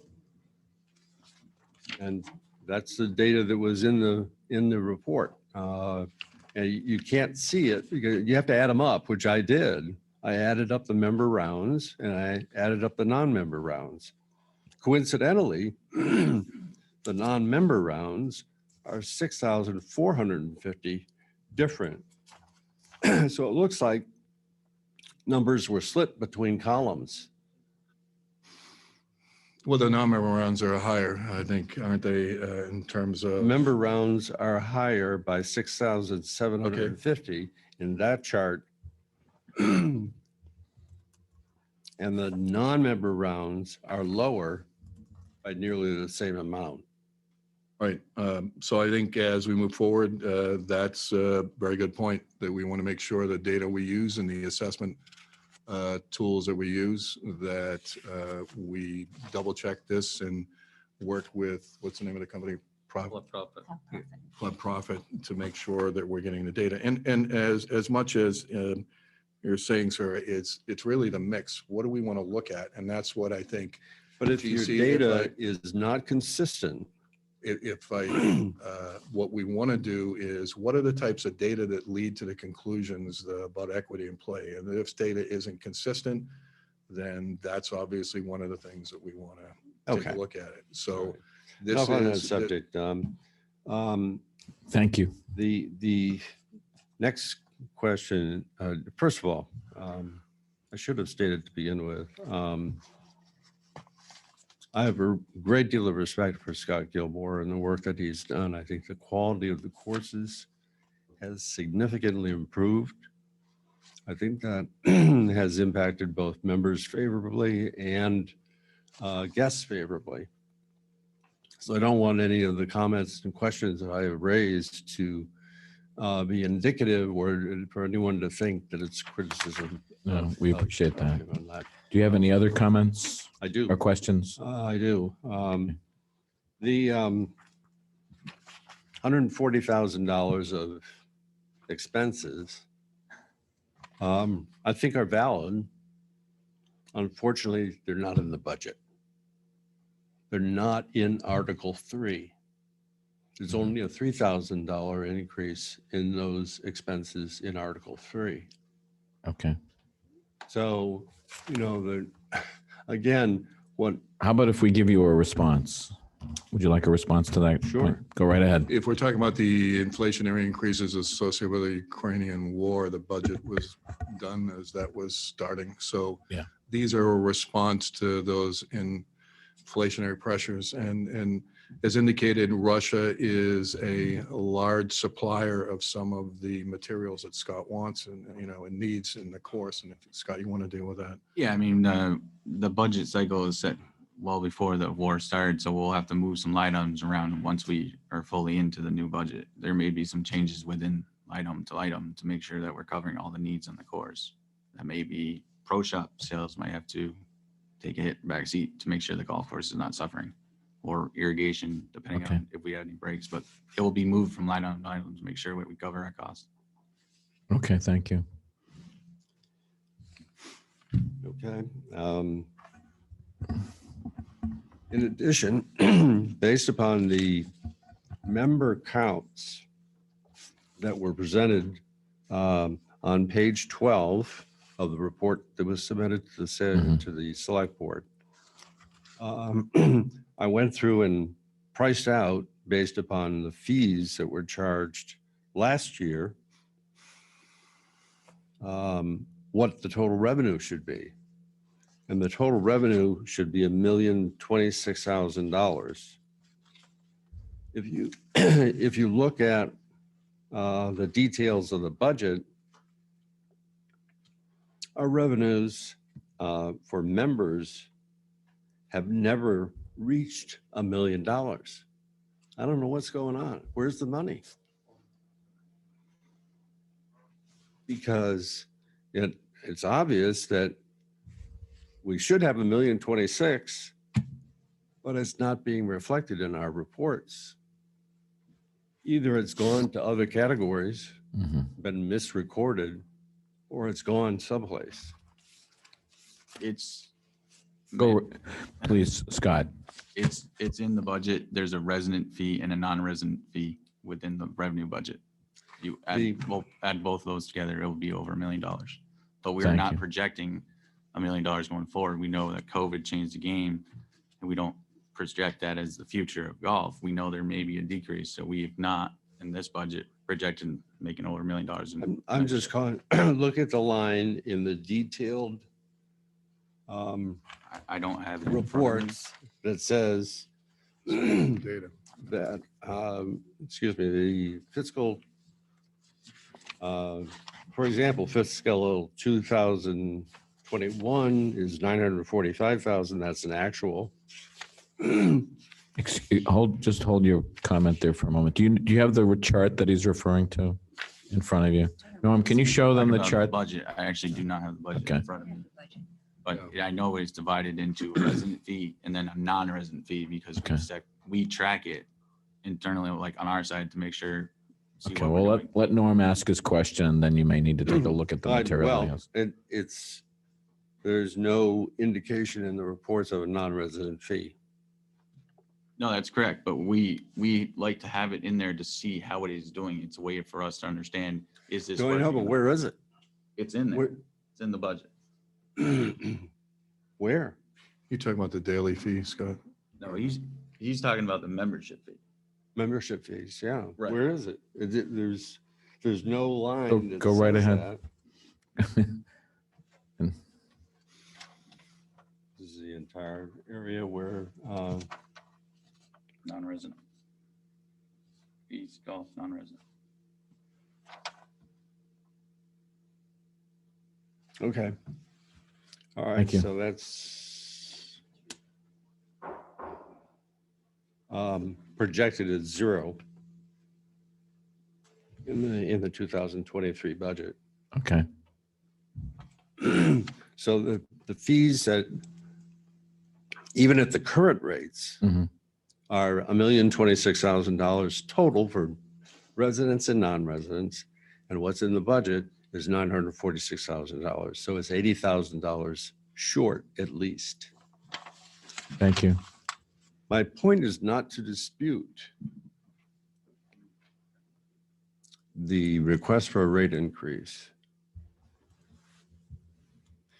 but to encourage discipline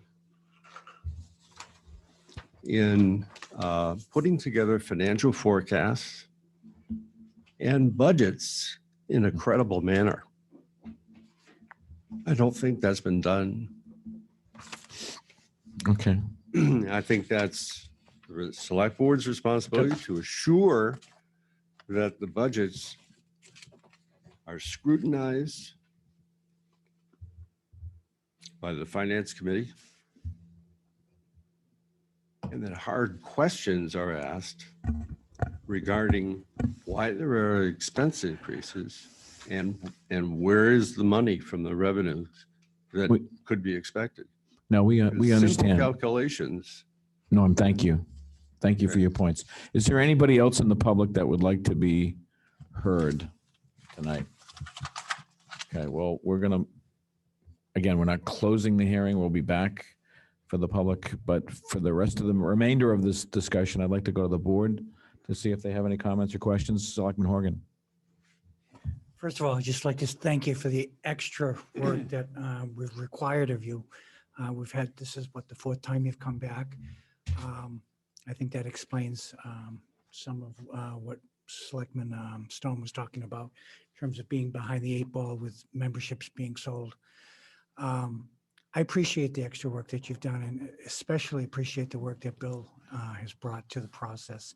I think it speaks to what Norm's point is, that we are trying to bring a discipline and a comprehensive plan for golf that we can all understand and get behind. So I generally support the idea of increasing fees. Unlike the DPW, I think we experience increasing fees with golf a little bit more frequently, but inflation is what it is. And then we have that huge elephant that's in the room with us, the capital costs that just are not being dealt with in a direct and meaningful way on the golf courses that have to be accounted for. And I think you're taking those steps that are going to bring all of that into play. And that's important. These are assets that we have to take care of. I was in the board years ago when the golfers were the ones who wanted the enterprise fund. And I argued against it back then. The change was made and I was fully of the opinion, okay, pay for it all. If that's what you want, you pay for it. However, I'm starting to get the impression or the belief that some of these capital costs are just not going to be able to be carried by the golfers alone. And I'm beginning to soften to that because these are huge town assets and they're town draws. They fill our hotels and restaurants. And we've shortchanged them. Anybody that's been out on Bass River knows what I'm talking about. The state of the clubhouse over there is far from what it should be, and it certainly isn't drawing the type of business and the amount of business that we'd like it to be drawing. So I appreciate the need for fees. I think we're experiencing significant inflationary pressures that are new and that are driving some of this. One of the things that's missing from the presentation that if you could bring next time, I'd just appreciate it, would be with the DPW, they went that extra step and showed us what was going on with neighboring communities. I'm particularly concerned about the daily fees. We're increasing them. I just want to make sure that we are remaining competitive and that, we're not pricing ourselves out of the market, that they provide a significant amount of the revenue for our golf operation. So I'm sure it's there. It's just not here in the presentation. So I'd appreciate if we could see that. And let's see. And again, to Norm's point, I misunderstood some of that presentation as well. I thought that those graphs were showing actual recent play, and I didn't appreciate that they were just categories of information that you were going to tap for future presentations and projections. So I'm appreciative that you brought that out. But I think you've explained it amply, and we'll look forward to that next stage, which is coming, that I think it's just overdue. The golf operation has been kind of left on its own for a little bit, for quite a while, actually. And the budgetary process has been completely different than the expectations that we have of other departments in the town. So to professionalize it, to give it the kind of detail and scrutiny that all of the other departments go through, I think is good for all of us. I think you guys are doing good work. I really do. I just think that if the presentations are such that they can be accounted for and answers can be readily found, that it goes to the strength of the report and to the strength of the recommendations that you people are making for increases when they're necessary. So generally speaking, I'm absolutely supportive.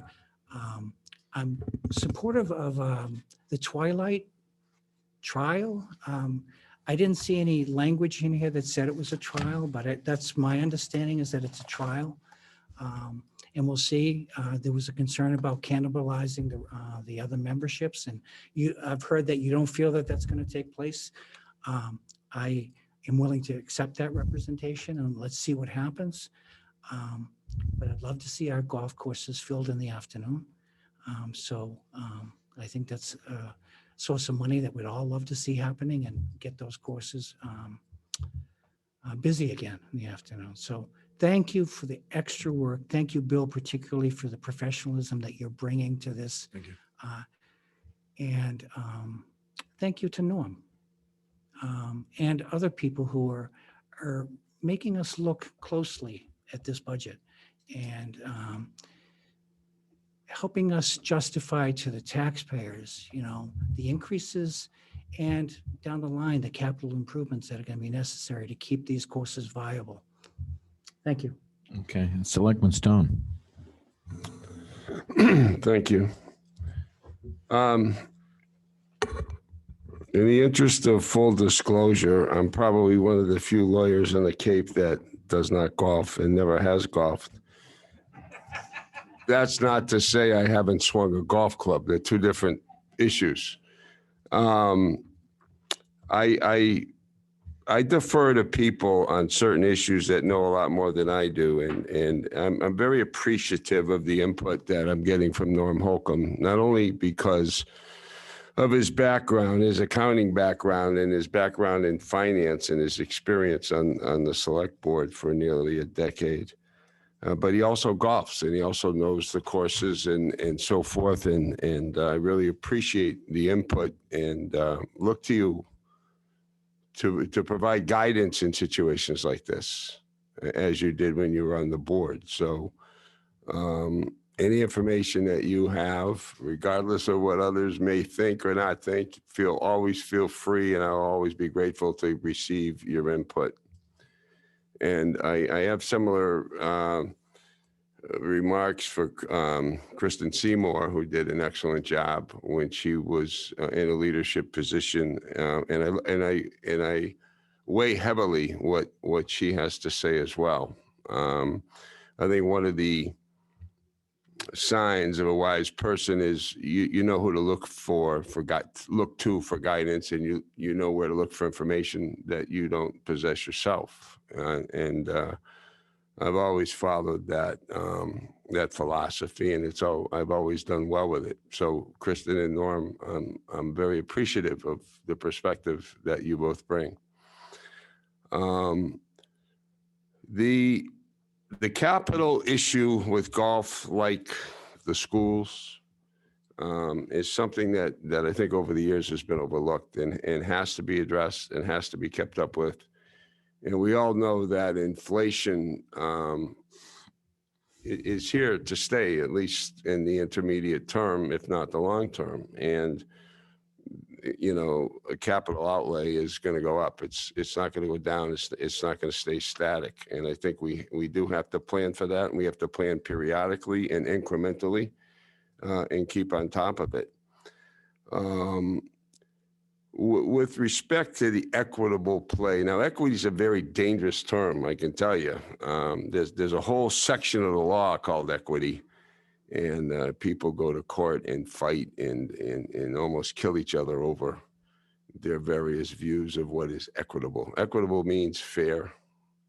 And so I think to achieve equity between members and members of the public, you really have to engage the golf community. And I don't mean a forum like this. With our prior town administrator, we had a couple of meetings over at the facility at Flax Pond, which were productive and engaged large numbers of golfers. I'm disappointed that we don't have better representation from the golf community at hearings like this, because I always want to hear from the stakeholders, whatever the issue might be. And I think we have to get back to that. There was a couple of meetings. The understanding was that this was going to be an ongoing process. And again, in part, probably because we did have a change in our leadership at the administrative level, they stopped. And they shouldn't, and they should continue, and we should get maximum input from the people who golf. I don't golf, but I support it, and I support golfers. I don't go to the senior center, but I support that, and I support the people who go there. We're a community, right? We shouldn't be myopic and just be concerned about what activity we're engaged in. We should have an understanding and support people who like the cultural center, or people who like golf, or people who like recreation, or whatever the situation may be. But golf is a big enterprise financially. And I think what Norm is saying, and what I agree with, you have to look at it as a business. Yes, you run it differently because it's a municipality, and people shouldn't be held to the same standards financially as if it were a private golf course. But it's a big financial enterprise. I'll put it to you that way. And the budget should be scrutinized. The projections should be based on facts. They should be based on evidentiary materials that can validate or invalidate projections. And I think we have to bring that kind of scrutiny, not only to golf, but any town enterprise, recreation, or whatever the situation may be. So I don't have the financial acumen that Kristen has or Norm has, but I certainly appreciate your direction, your advice, your input, and feel free to contact me at any time. Thank you. Selectman Post. Thank you. So I guess my mind works a little bit different than, and I'm not a golfer either. So we have scrutinize this budget. We always have. You know, and I think for all my years sitting here, I'm a person that likes financial reports. I like P&Ls. I've said it for a long time. I've always wanted to see a P&L specific to the links course. You know, it brings that up specifically when you start talking about capital expenditures. I think your presentation is great. I appreciate the planning. We're laying a new foundation, really. Bill's doing a great job of bringing people in and communicating and having a plan on an annual basis. So I feel like in the future, this will work itself out. But right now, none of this hearing for the fees have anything to do with capital. Am I correct?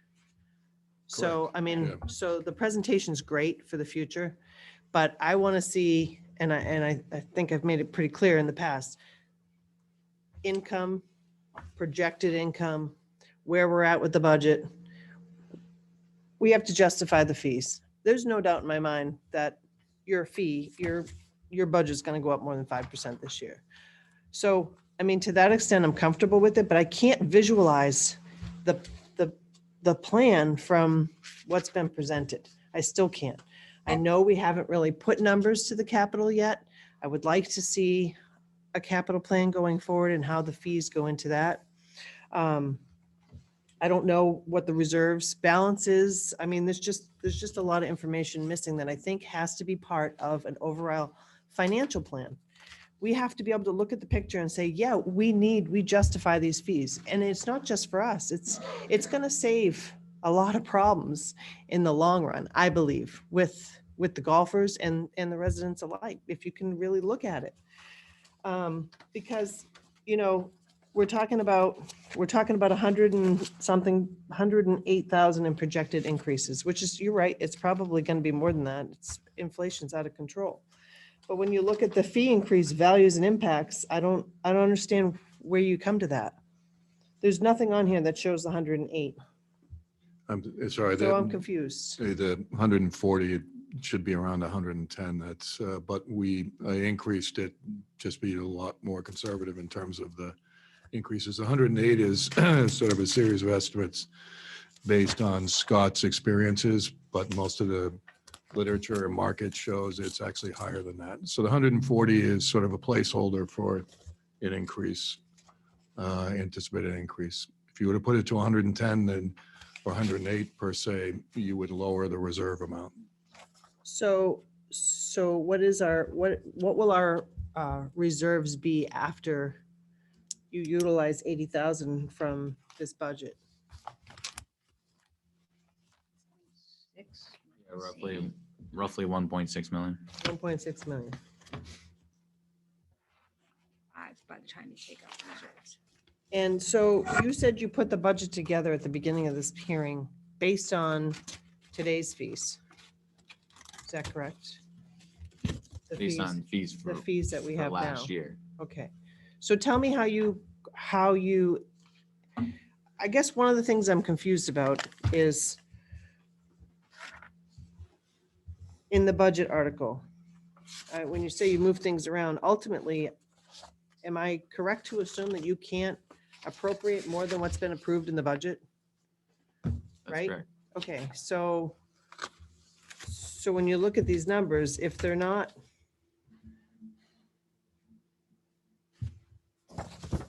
you can't really utilize this year's increases if they're not projected in here. And you also said that, and this is where I'm getting a little confused, you also said that you didn't project an increase in revenue based on some of the numbers that we saw from COVID. So I'm just really interested in how you formulated your budget overall.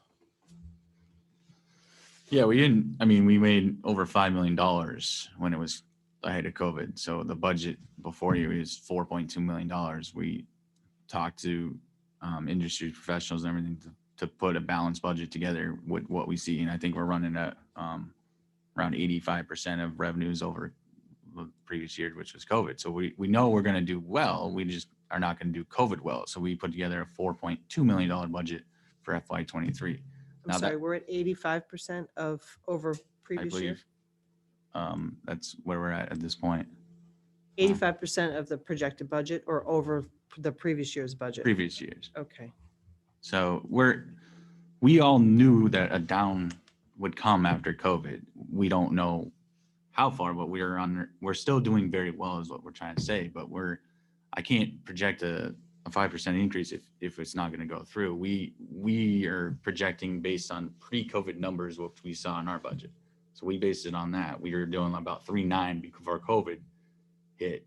And now we're more in the lines with that budget as opposed to the one-off 5.1 million that we saw. So that's where we're basing our budgets off. All right. So the 80,000 in reserve and the 200,000 from retained earnings. I'm trying to put it all together, and I'm looking at the warrant article, and it says there's 200,000 funded from retained earnings. That's payback to the general fund, if I'm right. Okay, so where's the reserve? Where's this 80,000 reserve that you plan on? That would be coming out of that. So it's really 120 payback in here, and then the 80 towards the budget? Correct. Okay. No, I'm sorry. No, the 200 is straight back to the general fund. So it would be 280 if you're doing it that way. Well, we can't do 280 because the warrant's printed and it's 200, so. Okay, so if you're utilizing 80, the town gets the 120 this year, I guess. Otherwise, I don't know how you balance your budget.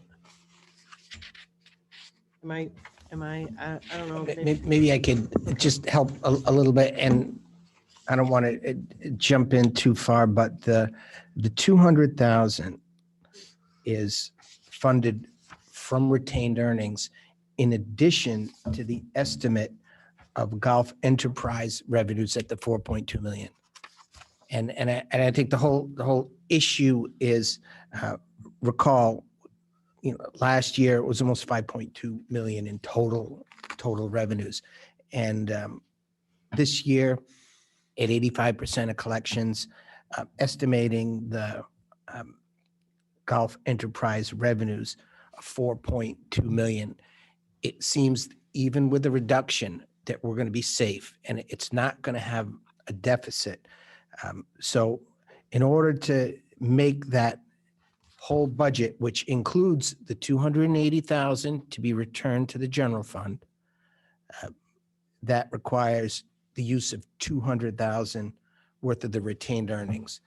And there is a cushion in the budget that is under the line item of expense, 2,476,394 to account for some of those rising costs that he's had in there. And that was the amount that we were going to recommend a slight reduction to the golf budget. We sat down after our last meeting with the golf department and Bill, and it was determined with costs rising roughly that range that we'd leave a little cushion in his expense to cover additional costs. And altogether, if the revenues come in higher than the 4.2 and the revenues, which we think they'll do, that would not take more money out of the retained earnings balance. It would add to it. So keep in mind, there's 1.873 right now in the retained earnings account. The budget projects to use 200,000 of that, which would still leave 1.6 million. Anything that was collected over the 4.2 would in turn feed that and provide an additional cushion when the pre-development analysis of those capital items is done, can be factored in. And the only other thing, I would add is I fully support the golf department and the committee and Bill's statement on the core mission to preserve the condition of that course. It's very nice to have a brand new clubhouse. Brand new clubhouses are very expensive, and it needs further analysis, the how, the when, the where, and what the functions of the new clubhouse are going to be. But in the meantime, when we talk about the deferred maintenance, what we don't want to see is deferred maintenance in the course conditions. So that really places that further analysis of the links course on a high level of priority because there's some course related issues. But the budget is sound. I think that the level of analysis that's going into that has grown leaps and bounds. I want to say to the speakers that discussed some of the detailed financial numbers, we really appreciate that type of input, and we're going to be prepared through this report, the recommendations that they're making to hone in completely. Now, we're not in the position right now, the accounting system doesn't allow us to do a detailed P&L by each course, but working with their consulting firm to analyze the financial operations, we're going to be moving closer to that. And I think at this point, the budget is conservative enough that they're not overspending. We're going to need to see, before I'm comfortable, I'm going to need to see more than 1 year post-COVID of these revenues in order to be recommending large amounts from the enterprise fund for capital. But what I am confident of is that the amount of funds that are currently available in the retained earnings account, even after the proposed FY23 budget, are sound numbers that provide us with the footing that we need to move forward and make the decisions as to how much we're going to invest in a clubhouse and these other things. So it's somewhat of a work in progress, but I think we've come a great distance. And I think that right now we should all be very proud of the conditions of those courses. And that applies to both members and non-members that can enjoy those that are, actually higher than other municipal courses I've seen. And I've worked with a number of them. Okay, I appreciate those comments. I really do. And I think, I agree with them. I'm just trying to understand the $280,895 from the general fund, costs appropriated in the general fund. What does that mean? That's the money that's coming The out? costs were appropriated in the general fund in a prior fiscal year and were transferred to the golf fund to cover when their revenues did not meet the budget. I understand Was it that. basically a loan? It was basically a loan, but under the Massachusetts Department of Revenue guidelines, it is called a cost appropriated in the general fund. So it was, You're not doing anything with that. It just sits there. Is it being paid back? this is being paid back. So that's why it's called out in a separate line item. 280,000 from the general fund has been used to subsidize golf operations. And a result of their increased collections, that 280,895 is being returned to the general fund. Okay, and then the 200,000 from retained earnings. So the difference is the 80,000 from reserve that's in this presentation.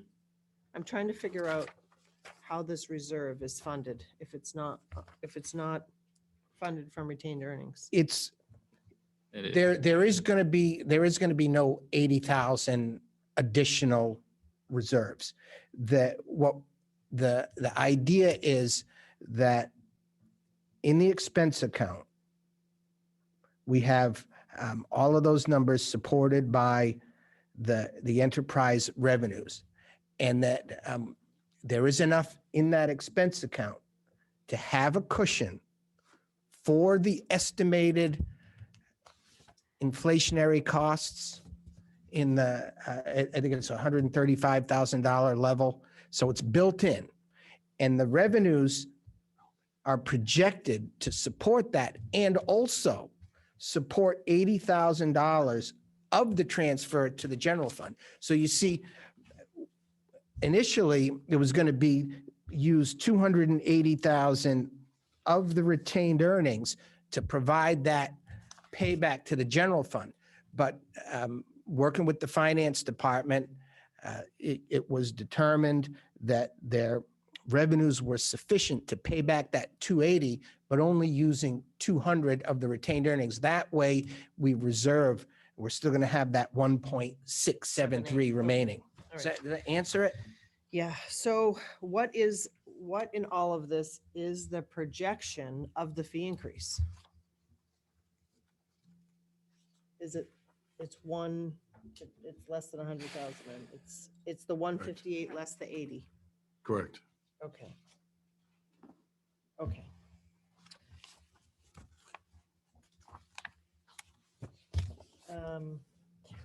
This Collins Center, is that funded? Is that a funded request? How are we paying for that? Is that in the budget? It will be in our budget in FY23, correct?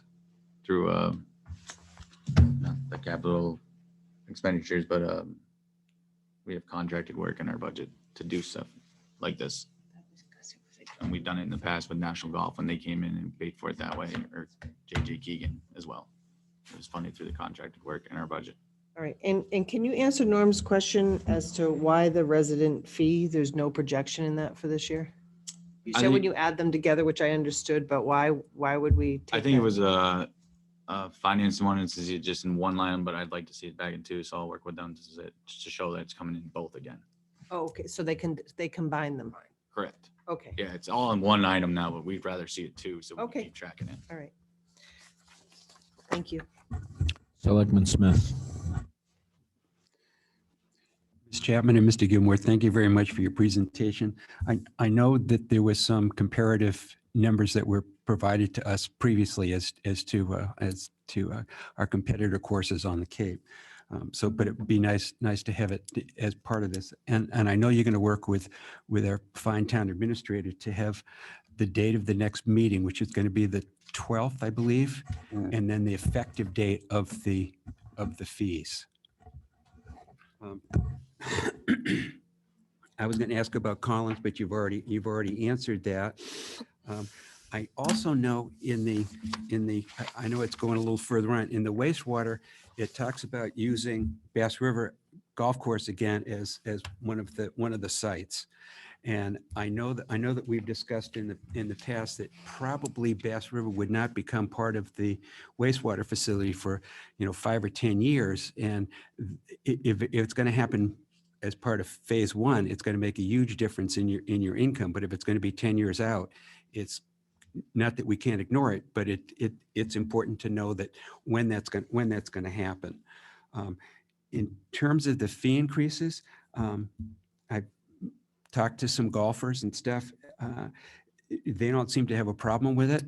And I think at 5%, we're really underestimating the actual inflation costs, and particularly in light of Russia's horrible attack on Ukraine, because they are the major producer of urea, which is of course a major component of all fertilizers.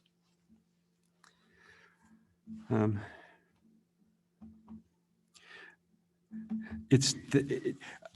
do have to agree with the young lady to my left that some of the numbers are a little confusing, and I have a financial background and stuff, and I was having trouble figuring out where is what. I'm used to, as Tracy said, a profit and loss, a balance sheet, and then projections later on of capital.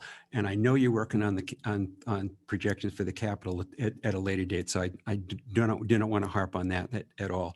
I think you've done a great job, and I expect on the 12th that that we should be able to get everything wrapped up one way or another for everybody. And again, thank you very much.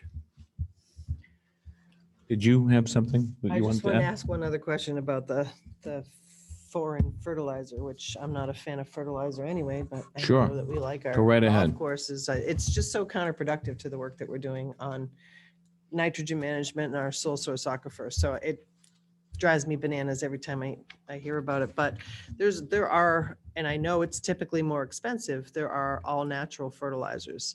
Have you done the analysis at this point in time to figure out whether or not it's a cost savings now to do an all natural? It's not necessarily cost savings. We do some all natural fertilizers out there. We do kind of a mixture of both. There's a pretty good one on the market called Seed Blend that we use in the fairways, greens, and tees that is all natural. And we don't use it everywhere because It's a little more expensive is it than, more expensive than it is now? yes, it's rising as well. So, Is it a American product? yes, Oh, I like that. There you go. I like that. I'd like it's to actually keep my made in eye- Maine. Perfect. But again, they need sources of urea and everything to make it. So it is rising. I believe what I saw yesterday, it was at $42 a bag last year. It's over $50 a bag this year. And So how much is the increase to the regular fertilizer? it's rather pretty much the same. I mean, I sent Bill something yesterday that we paid, in 2020, we paid about $37 for a bag. 2021, that same bag was 40. That same bag is going to be $55 a bag this year. That's for a non-organic. So we don't have any control over this, and that's just what we're seeing in the market now.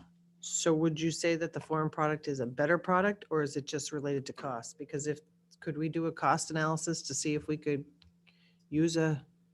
just figure out what the cost would be to use the Well, all natural they do product? two different things. So like, yeah, we're very comfortable in doing the organic in the fairways and the tees, but to do the rough where it needs a lot more nitrogen, more of the micronutrients, it's just not feasible for us to do that right now because our rough is pretty lean and lacking a lot of the stuff that we need. So we're certainly, environmentally friendly as much as we can be, and we'll continue to do that down our path. The more we use it, the better. We know that. Just to comment on fertilizer, we have a fair amount of gardens and I spend a fair amount of money. And some of the fertilizers that I use, which are all natural, are not even available this year. And also urea comes from Russia and also a lot of the stuff comes from out of Chile. So even though it might be an American product, it's got foreign elements within it. Well, I'd like to buy nothing from Russia. Well, that's easy. That's easy to do because there's an embargo on all Russian products, so you don't have to worry about that for the next coming being. Good. Okay. Mr. Chairman, a couple of quick things. By all means, go right ahead. On the Collins Center study that you said is going to be budgeted at a future time, I guess, do you have any cost estimates on what that study is going to entail? It's 25,000. Okay. And the other point is just for clarification, to follow up on what Tracy said with this cost appropriated in the general fund, which we agree is a repayment basically of a loan that was paid to the enterprise fund out of the general budget. So 200,000 is coming out of retained earnings, and am I to understand the other 80,000 is going to be coming out of the revenues that are general revenues that are generated from the golf course, the other 80,000? That's a yes. Okay, thank you. That's all I have. Thank you. That's great. Thank you. First of all, thank you to our public for hanging in there. It's been a long night, but we appreciate your presence. And I think you have other members of the Golf Enterprise Committee here with you as well tonight, right? I see a number of familiar faces. Thank you for your being here and for all your support and the hard work that you do on behalf of the town. The only other comment that I have is actually from my fellow board members. I appreciate the interest in understanding what the fees are in the neighboring towns, but I think one of the things that we need to be cognizant of is that we won't be necessarily comparing apples to apples. The reality is some of the other towns actually provide a level of subsidy to their golf operations that is not always visible. So I think one of the things, I just don't want to be throwing any curveballs to the Golf Enterprise Fund, because the reality is so many other towns are providing a level of subsidy that you just don't see. And so we'll be asking ourselves, why is golf over here so much less than, and why are the fees here so much more? It's a very, very competitive enterprise. I think we learned that from the consultant that we brought in, and he made that point very, very clear to us. I know some of the newer members really didn't have the benefit of hearing from some of the outside expertise that we brought in, but that was a point that was made very, very clear to the board when we heard from some of the outside expertise that the committee brought in. I don't know if you want to comment on that, but I think that's just something that we need to be aware of. Yeah, absolutely. That's a very valid point of that it's very hard to compare apple to apples with the other towns. On the other side, we're also 45 holes. We have a lot more holes to support when you're comparing, Right. membership costs on the other side. Our expense base is a lot higher. So, Right. I mean, it's kind of hard for us to compare it that way. Yeah, I just wanted to get that point out there and get that on the table. So when you see the numbers, when you see comparisons, just be cognizant that there are some very significant limitations to those numbers. So beyond that, I don't have anything else to add. Again, thank you for the time, the effort that's been put into this. And we'll see you back again soon. Thank you. Thank you. The next item on our agenda for this evening is the non-binding ballot question discussion / vote. And Irene Payne, come on down. Can I bring my husband? You may certainly bring your husband. Bring the whole family. Yeah, if there are others that are part of your group, by all means, they're certainly welcome to come up. They're watching. They're watching on TV. They're watching at home. That's terrific. That's great. Obviously, we wanted to have an opportunity for you to talk about your petition and help answer any questions that the board might have about it.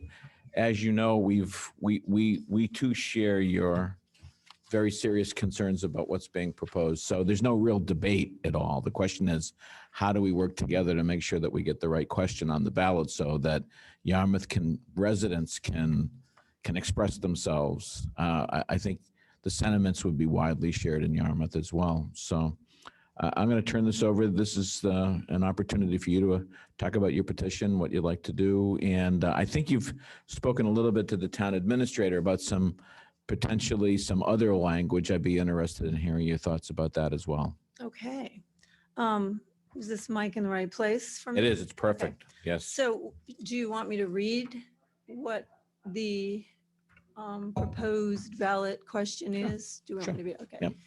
It's a non-binding public advisory question for the 2022 Spring Town ballot, calling upon Holtec Pilgrim LLC, which is now the owner of the closed Pilgrim Nuclear Power Station, and Holtec Decommissioning International LLC, which is their separate company, which is decommissioning it, to immediately withdraw any plans from now into perpetuity to discharge any radioactive water into Cape Cod Bay. That's the opening paragraph. Whereas Cape Cod Bay is a federal and state protected area and habitat for the endangered right whale, and whereas Cape Cod Bay provides a vital livelihood for fishermen and the tourist industry, and whereas the National Academies of Science has determined there is no safe dose of ionizing radiation, and whereas one radioactive element in the Holtec Pilgrim water is tritium, which concentrates up the food chain from sediment to seagrasses to the fish we eat and shellfish. And whereas Holtec Pilgrim LLC can discharge radioactive water anytime without approval of the Nuclear Regulatory Commission, the NRC, they can do that. Whereas the Attorney General of New Mexico has filed a lawsuit against the NRC for unlawful proceedings and illegal activities involving Holtec. And whereas the whole Commonwealth has the authority to stop the dumping, therefore shall the people of the town of Yarmouth express the strongest of opposition to any plans to discharge radioactive water into Cape Cod Bay and direct the local government to initiate ongoing communications with the governor, the attorney general, and the state legislature to employ all means available to ensure that Holtec Pilgrim LLC commits to immediately withdraw any plans, whether now or in the future, to dump any radioactive water into Cape Cod Bay. And then it's a yes or no. So, there it is. So what shall I talk about first?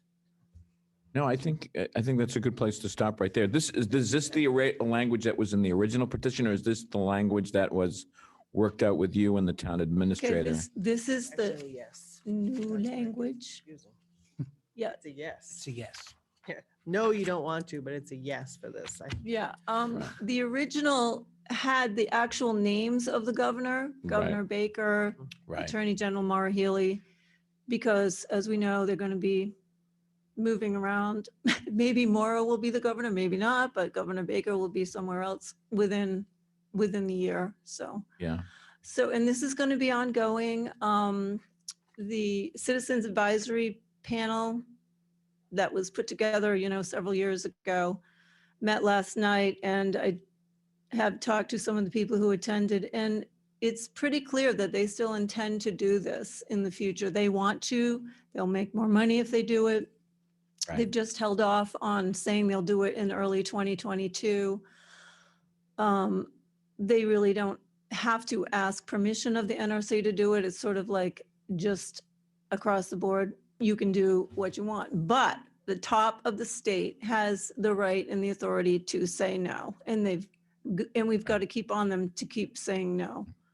And so that's basically what this is. That's great. So this is the ballot question. For the folks that might be watching at home, they need to be aware that the Board of Selectmen has already weighed in on this. I think what I like about this resolution, this revised resolution, is that it's a sustained engagement. It's not a one-time only thing. That our role here as selectmen for the people of the Yarmouth will be to continue to weigh in and communicate and express on an ongoing basis our opposition, should the people of Yarmouth vote to go along with it. Yes, and I think it just, one of the reasons to put it on the ballot, or as some towns have done, is put it on their town warrant for their town meetings, is to get the numbers to report to the government, which I know Tracy wants to run and be up there at the legislature.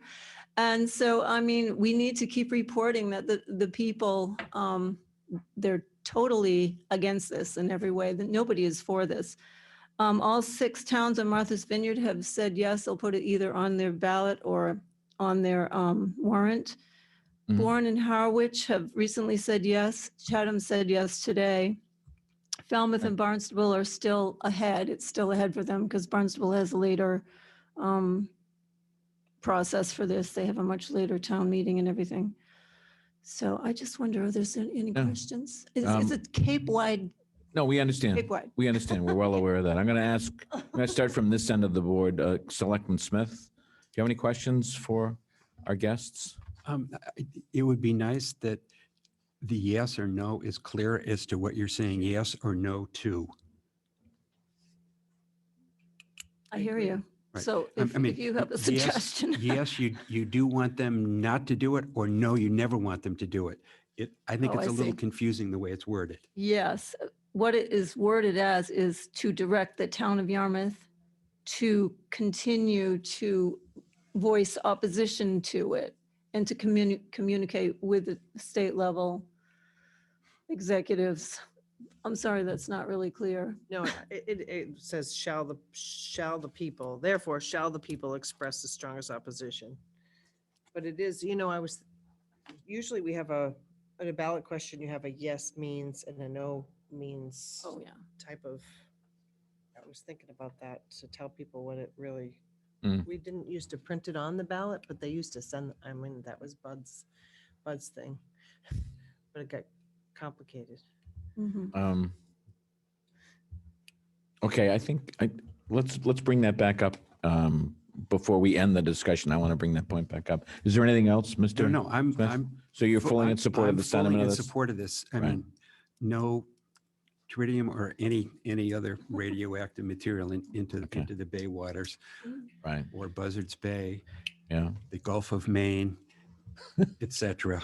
Yes. Selectman Post. I still am going to go on the record and say that it's absolutely ludicrous that the NRC even allows this as an option. Yeah. It's just, it is mind blowing to me. Yeah. My question is, why did you choose Yarmouth, a ballot question, as opposed to a town warrant? And the only reason I say that is because of when you hand somebody a ballot, you can't have any dialogue really with them about it. So they have to read it and vote. Mhm. At least if it was on a warrant, we would have discussion. Right. I think either way, I don't know which has the strongest teeth. A sense of the meeting would give a vote just as well, I think. But at least there's some discussion Right. that's able to happen. Yes. Basically, it was timing, to tell the truth, because it had to be in on a certain time, and there was a period of time in February where people were on vacation, and the selectmen's meeting was sort of pushed, and I didn't get it in at the very beginning of February. So this is about timing. Yeah.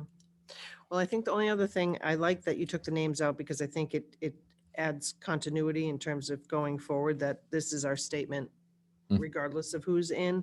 The only thing I worry about is Holtec Pilgrim LLC and any of its, I think we should Assignees and successors, because oftentimes they put them in other things, and I. Are you going to edit this or? Actually, We're it's up to gonna the edit it. selectmen at this point.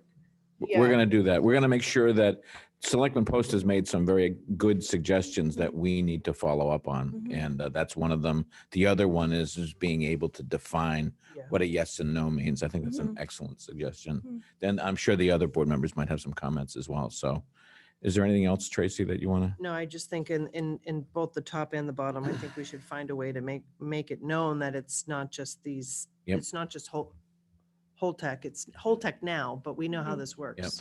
Right, definitely. And you'll notice the town administrators furiously writing down these notes. So I'm sorry, I didn't mean to cut you off. No, Okay.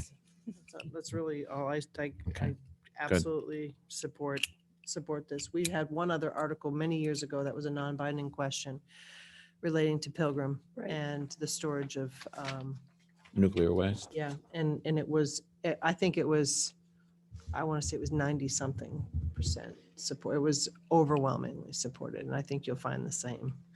There you go. Right. So I understand what you're saying. It would be nice to have a little what yes or no vote means. He's going to look into that. Thank you. Selectman Stone. Thank you very, very much for your initiative. I think it's a great idea and I fully support it. And I can't imagine anybody that would favor that kind of action, dumping radioactive water into Cape Cod Bay, but who knows? I think Peter has a good point about it could be clearer in the last paragraph in terms of what you're asking people to do. And what I would recommend is that the language says, shall the people of the town of Yarmouth oppose in the strongest terms any discharge? Because then that's very, very clear that you're opposed to all of these things that you're enumerating. And then just add after the word Holtec Pilgrim Inc. in that same paragraph, the words its successors or assigns, so that if they assign the corporation or there's a successor corporation, it's covered. Right. And with those two edits, I think you'd be fine. That's good. Selectman Horgan. Extremely supportive. Thank you for the work. I agree with the edits. I think they make sense because it is a little ambiguous. To Tracy's point with the town meeting versus the ballot, I believe the moderator has the option anytime he wants to do a sense of the meeting. So, we could certainly approach, if you wanted to have both, you certainly could have the conversation at town meeting, which would then lead very nicely into a ballot vote. But, certainly we can talk further about that. But otherwise, I agree with the changes and extremely supportive. Thank you. Thank you. That's great. Mr. Administrator, did you had that look like you wanted to say something or you wanted to add something? No, I agree with the board wholeheartedly and the petitioners. That's great. It's a ridiculous proposal. I think the language is strong, and I appreciated the opportunity. The board had expressed some interest, and we were able to make the wording Good. clearer message. And I think you've even clarified it more. Yeah, I think the edits proposed by the board are terrific. I think I strongly support them. So, and I'm happy if someone wants to make a motion to endorse this now with the proposed revisions. I'll second it. Okay, we got a motion to second. Is there any more discussion? Hearing none. All those in favor say aye. Aye. Aye. Opposed? Carries unanimously. Thank you. Thank you, thank One of you. the things that I brought up the last time we discussed it was Oh. some new legislation and bills that have been submitted, and I know Sue Moran had submitted a bill in terms of, even though it's allowed, they would to support a fine. Yeah, that fine is so low, it's laughable. It's like it's almost like a fee to do it. It's Yeah. less than $50,000. I forget how much it is exactly, but I know it's the intent of it, but I mean, Holtec wouldn't mind paying it just No. so they could dump. Oh, that's unfortunate. I was hoping that that would have It some. should be teeth. like $1 million, you know? Is there a reason why it's capped? Do we know? I would suspect there's probably a very good reason why it's capped. It may be that the legislature can only increase the fee or the penalty on that particular matter a certain amount. Right. You know, if we can certainly get an answer from Sue Moran, Senator Moran, on why it's at that. Is there any other have a problem. proposals that you've seen that? Another part of that is that they would also pay damages, but I think damages would be very hard to determine and prove in court and would take a darn long time, Yeah. you know? I mean, the thing that's frightening in all this is that the circulation patterns Oh, are yeah. such that it just brings all that water south. Right by, you know, the whole Cape Cod Bay counterclockwise Yeah. is how it moves, It's you know? right. so. And some of that water gets trapped in some of the estuaries and bayments across all throughout the north side. I remember the studies that were done back when we were concerned about an outfall pipe discharging non-treated or primarily treated effluent in Cape Cod Bay, and the same horrors were expressed Cape-wide. So on behalf of the board, thank you for being here tonight. And I'd like to say, you know, thank you, all of you. Democracy in Action. I went up to many of the meetings of the Citizens Advisory. It was a time that my brother and I could spend together because he was on the committee. So we rode up there and had dinner. And I want to tell you that it was the most frustrating process, something that was enabled by our legislature, that Citizens Advisory Committee had no ability to change what was forced down our throats. Right. The NRC is populated by the industry in such a way that they literally were almost laughing about the whole process. And this is the Holtec people. And so, you know, I mean, the only thing I can say is this, the whole nuclear power situation, I'll close. You guys, long meeting, but put solar on our houses. There you go. We will have to deal with the panels someday. They're made All out right. of sand, Yeah, okay? there you go. Solarize Thank you America. very much. Thank you. Support All right. for this. Good night. Thank you, thank you. Thank you. All right, the next item on our agenda is a recommendation for wastewater treatment plant designer. Big step forward here for the town of Yarmouth and moving ahead on its clean water initiatives. So we have Mr. Colby and a guest. Yes, thank you. Lou Ragazzino with Wright Pierce. I'm the OPM that was selected by the board. Welcome. Thank you. Pleased to be here. We're impressed with your work and your services, and your presence here is very much appreciated. Yes, thank you, Mr. Chairman. Again, Jeff Colby, Public Works Director. And we're following a similar process that we did with the OPM. We requested qualifications and advertised that through the required postings. Hopefully you have a memo with the details. I'll just cover it very quickly. And we only received 2 responses to that. So unlike the OPM solicitation where we had 9 responses in this particular category for the designer, it was just AECom and CDM Smith that responded. With that said, they're 2, very qualified firms to do this type of work. They've both done many designs of treatment facilities, and both of the proposals were acceptable and actually very high quality. With that said, we did have a design selection committee that was the same or very similar with the addition of the OPM. It was consistent with the way we had done the OPM reviews. The town administrator, the assistant town administrator, myself, the water and wastewater superintendent, and 2 members of the Water Resource Advisory Committee were part of that review team. We did have 2 members of the Wright Pierce team that joined us. Lou, as well as his colleague Mike Giggy, joined us as part of the review of both of those.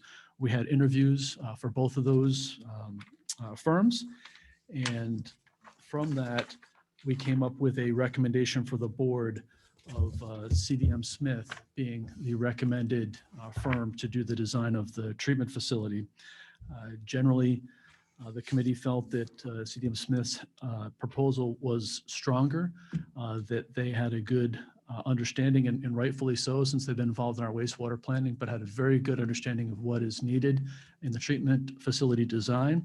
And some of the tools that they demonstrated for us with regards to visualization of what the facility could look like, both on the exterior as well as interior modeling tools they demonstrated for us were very helpful and will help us going forward in that detailed design.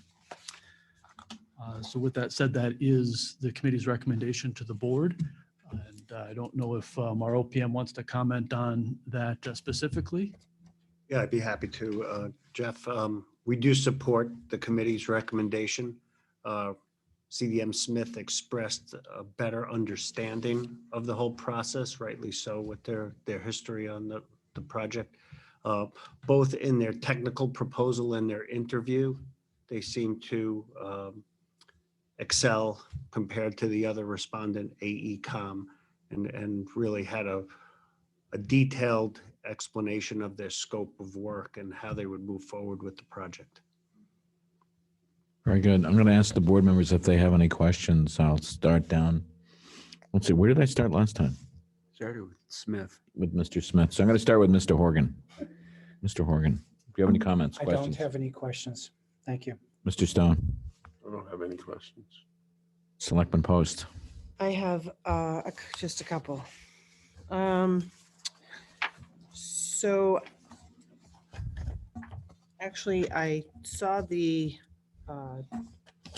diagram, I guess, of the votes within the committee that was in a memo today, and I noticed Kurt wasn't on there, so I had contacted him to find out why I didn't vote, but he actually said he was there and it was pretty unanimous. It was unanimous. I should have mentioned that, but the recommendation for CDM Smith was unanimous from the Okay. committee, absolutely. Just missing his paperwork. Oh, I see. We all did written forms. Oh, I see. Okay, I thought Kurt had maybe it there up was a here. problem, so I wanted No. to find out.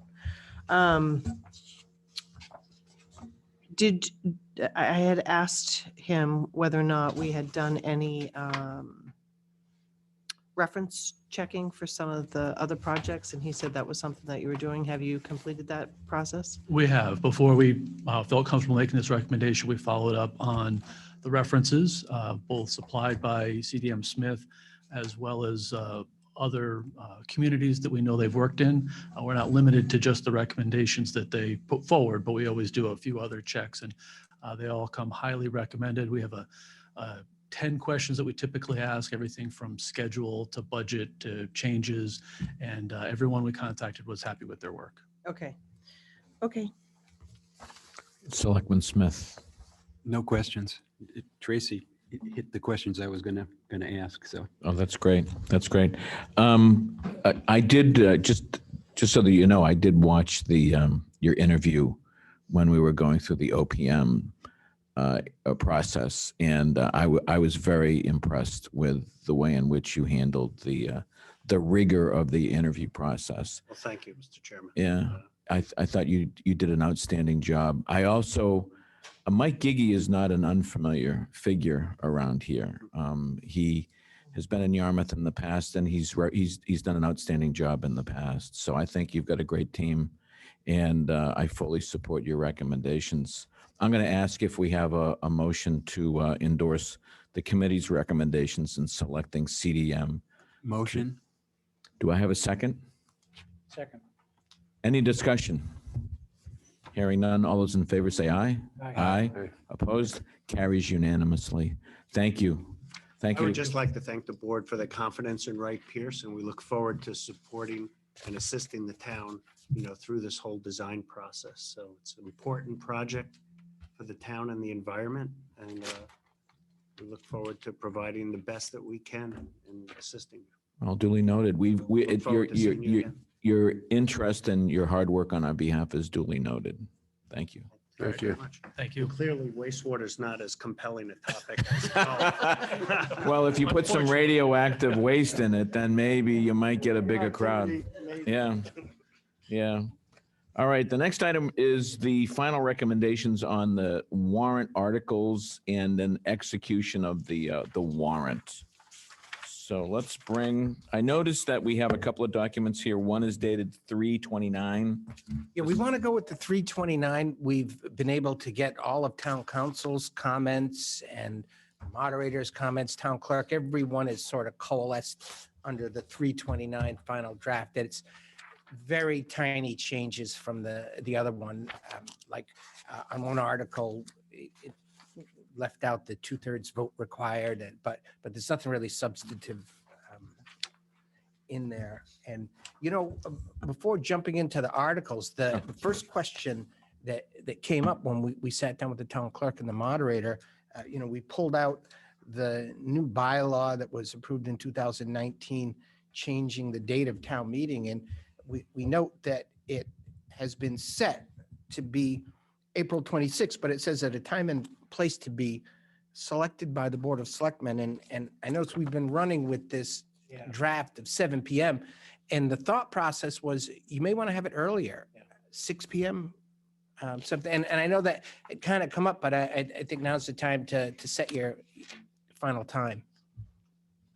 Okay, well, let's start with that question. Does the board have a strong feeling? And I think the last town meetings we've started at 6 p.m., haven't we? We've started at 6 for a very long time. Yeah.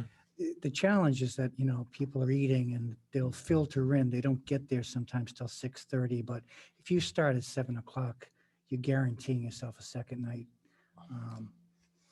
I can't imagine not starting at 6. Okay. Starting on that note, do the other board members feel the same way? I mean, we've done both. I think we try to include as many people as possible. The later you are, the darker it is. It's harder for older people. The earlier you go, they're situating kids, dinner. Are we going to go 2 nights anyway, you think? No. I'm not opposed to 6 p.m. I know we've done both, and I'm not sure we have any data that supports a higher one way or the other, which would be nice to have. All right, I'm going to ask the question, does anybody oppose a move to 6 p.m.?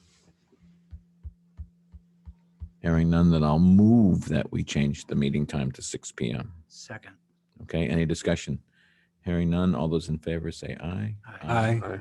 It's unanimous. Does that help, Bob? Excellent. Thanks very much. Off to a rousing start. Next item, before jumping into the articles, I want to point out that we have March 29 memo from Stephanie Cox, the acting chair of the Finance Committee, that makes a couple of budget adjustments and contains the recommendations of the Finance Committee on the back for all of the articles. So I think hopefully we could use that as a guide. So when we get to each article, you'll have the Finance Committee recommendations right there. All right, so let's. And if I may, Bob, those are already been changed in the warrant that's in front of you. Of the 29th? Yes. You guys are amazing. Mary Alice. Mary Alice is amazing. Oh, that's good. So, So Article 1 is on Article page 1, what's the 5. board's recommendation on Article 1? The Finance Committee unanimously recommends. This is budget adjustments, correct? Correct. This is the typical standard budget adjustment. So we've got a couple of categories. There's an explanation in the warrant. It's to fund budget anticipated shortfalls. Move we support. Okay. Article 1. Do I have a second? Second. Any discussion? Hearing none, all those in favor say aye. Aye. The Board of Selectmen unanimously recommends. The number 2 item is the municipal budget and the changes in the memorandum. Bob, do you want to, I know some of us are sort of fumbling around with this memo here. Do you want to quickly summarize what these changes are? Certainly. Obviously, are you in support of the proposed changes? Absolutely. I think they're fine. They're mostly correcting items that are a little odd or out of place. The first thing is that in the police and the fire department, they have these, used to have a negative number for overtime that was not included in the totals. And it, if you go, and I know there's some people that like to go through with an adding machine, it just wasn't working. So we eliminated any funny accounting or numbers that didn't add up and just had the total numbers for each budget. And there was also ministerial error in the fire overtime that there was an adjustment that the finance committee earlier made to add 50,000 to their general overtime, but it became listed out in the training overtime, and so we needed to correct that. So it was just removed. The bottom line stayed the same. It was 50,000 was removed from the training overtime and placed in the normal overtime budget. So that is all set, and I think those are the only changes in the budget. And the And what did we deduct to balance it? there was no change It because says it, they amended the construction demolition to 400,000. the construction demolition, that's part of the FY22 budget. Yeah, that's Article 1. Article Okay, 1, and that's a free cash transfer, so it's not in the budget. Gotcha. So Article 2, I should point out that the overall increase in the municipal budget is 6%. Is that correct, Robert? Yeah, roughly. Roughly. just six So when you're hearing talk about inflation being around 7%, and you're looking at other municipal budgets, 6% seems to be a fairly common number that is affecting other municipal budgets as well. We seem to be in line with what everybody else is. Or is I that- think we need to be careful to point out that the overall increases in the departments are not 6%. That the reason it climbs to 6% is two major factors. Number one, there's a fairly substantial increase in the debt service account that is exempt from Prop 2.5 for the addition of the new middle school. And then secondly, there are, because of the pandemic, the local estimated receipts were depressed lower than normal, and a number of the expenses in the FY22 budget were not reflected in the budget, but were made via free cash transfers. So when you have a budget that increases maybe 3% and then you restore those local estimated receipts and increase the debt, it totals 6%. But I think it's important to note labor's only up 2%, and the expense line items don't really go up. Okay, thanks for clarifying that. So on Article number 2, which is recommended unanimously by the Finance Committee, including the changes that were just mentioned, do I have a motion to recommend? Recommend. Second. Okay, motion and second. Any discussion? Hearing none. All those in favor, say aye. Aye. Aye. Opposed? Carries unanimously. Number 3, the golf enterprise budget. That is recommended unanimously by the Finance Committee. So you can take a look at Article 3. The town administrator recommends, is that correct? Yes, that's correct. Okay. Do I have a motion? Yeah, I'd make that motion. Do I have a Second. Okay, motion to second. Any discussion? Is this the content of that article? Is that new this year because of the transfer? Where it says to see what sums of money the town will vote to raise, appropriate, or transfer from available funds to fund the operating budget? No, that's the exact same language that occurs every year. And it always incorporates the raise and appropriate, and then there's usually a transfer from the retained earnings in there as well. Right, but paying this back to this 280,000 back doesn't have to be part of the context of that, as long as it's shown in the graph? Correct. It does not have to be separate because it's reflected in the 4,431,000. And it will be raise and appropriate 4.2 of that and transfer 200 of that. Okay. So the motion will reflect the raise and appropriate and the transfer. Very good. So we have a motion and a second. Anything else, Selectman Post? I just think it's complicated for people to understand what that, I mean, I understand. I understand. It's not real clear. That's All right.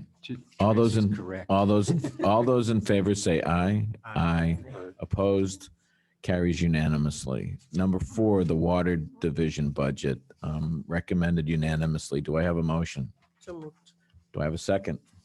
Okay, motion and a second. Any discussion? Hearing none. All those in favor say aye. Aye. Opposed? Carries unanimously. Number 5, the Septic Enterprise Fund. That's recommended unanimously. Do I have a motion? Motion. Do I have a second? Second. A motion and a second. Any discussion? Hearing none. All those in favor of recommending it say aye. Aye. Aye. Opposed? Carries unanimously. Number 6, the DY Regional School District budget, recommended unanimously by the Finance Committee. Do I have a motion? Moved. Second. Okay, a motion and a second. Any discussion? Hearing none. All those in favor say aye. Aye. Opposed? Carries unanimously. Can I just ask one thing about this? It shouldn't say Cape Cod Tech there. Right, we know, we got that. We got that. It's going to say Dennis Yarmouth Regional School Okay. District, and the next one's going to say Cape Cod Thanks. Regional Tech. Thank you. That's very good that you caught Okay. that. Okay, number 7, the Cape Cod Tech budget. Move to recommend. Do I have a second? Second. Okay, we have a motion and a second. Any discussion? Hearing none. All those in favor of recommending Article 7 on Cape Cod Tech, say aye. Aye. Opposed? Carries unanimously. Article 8, Golf Capital Expense. Moved. Do I have a second? Second. Okay, we have a motion and a second. Any discussion? What about that issue that Norm raised about there being some duplication in that, and there was supposed to be a deduction? Right. Initially, there was a duplication. And we went back and analyzed the golf budget and left the additional 135,000 in the golf expense budget, which would cover the inflation that we have, the fees now that might cover it. But now by keeping that 135,000 in the budget, now they have the cash in the appropriation to cover the costs of the inflation for FY23, because we were going to have to come in and recommend a higher amount for the inflation, because when the budget was initially submitted in December, since that time, inflation has gone crazy. So that, was it taken out of capital? It was, 135, because I think he was saying it was in both. right, but we left the 135 in the capital. That was always the capital amount, right? But there was originally, when the budget was submitted, there was an additional 135,000 that was in the expense account, which we traced back to the capital items. And so when we went back to make those revisions, the golf came in with their information on the inflation and said that we're going to need that money in the expense budget because the amounts that we had anticipated for all of the fuel, the fertilizer were not sufficient. So by leaving that cushion of the 135 in their budget, that prevented us from going in and requesting it to be increased. So it's in both. So it's in both now, and in the all the capital's coming from the capital article, and there's a cushion in the golf expense of 135 to cover the inflationary items that we discussed when the fees, were talked about. So we think we'll have the fees will be sufficient to cover that, but now the appropriation will be there so that they can actually buy the gas and the fertilizer.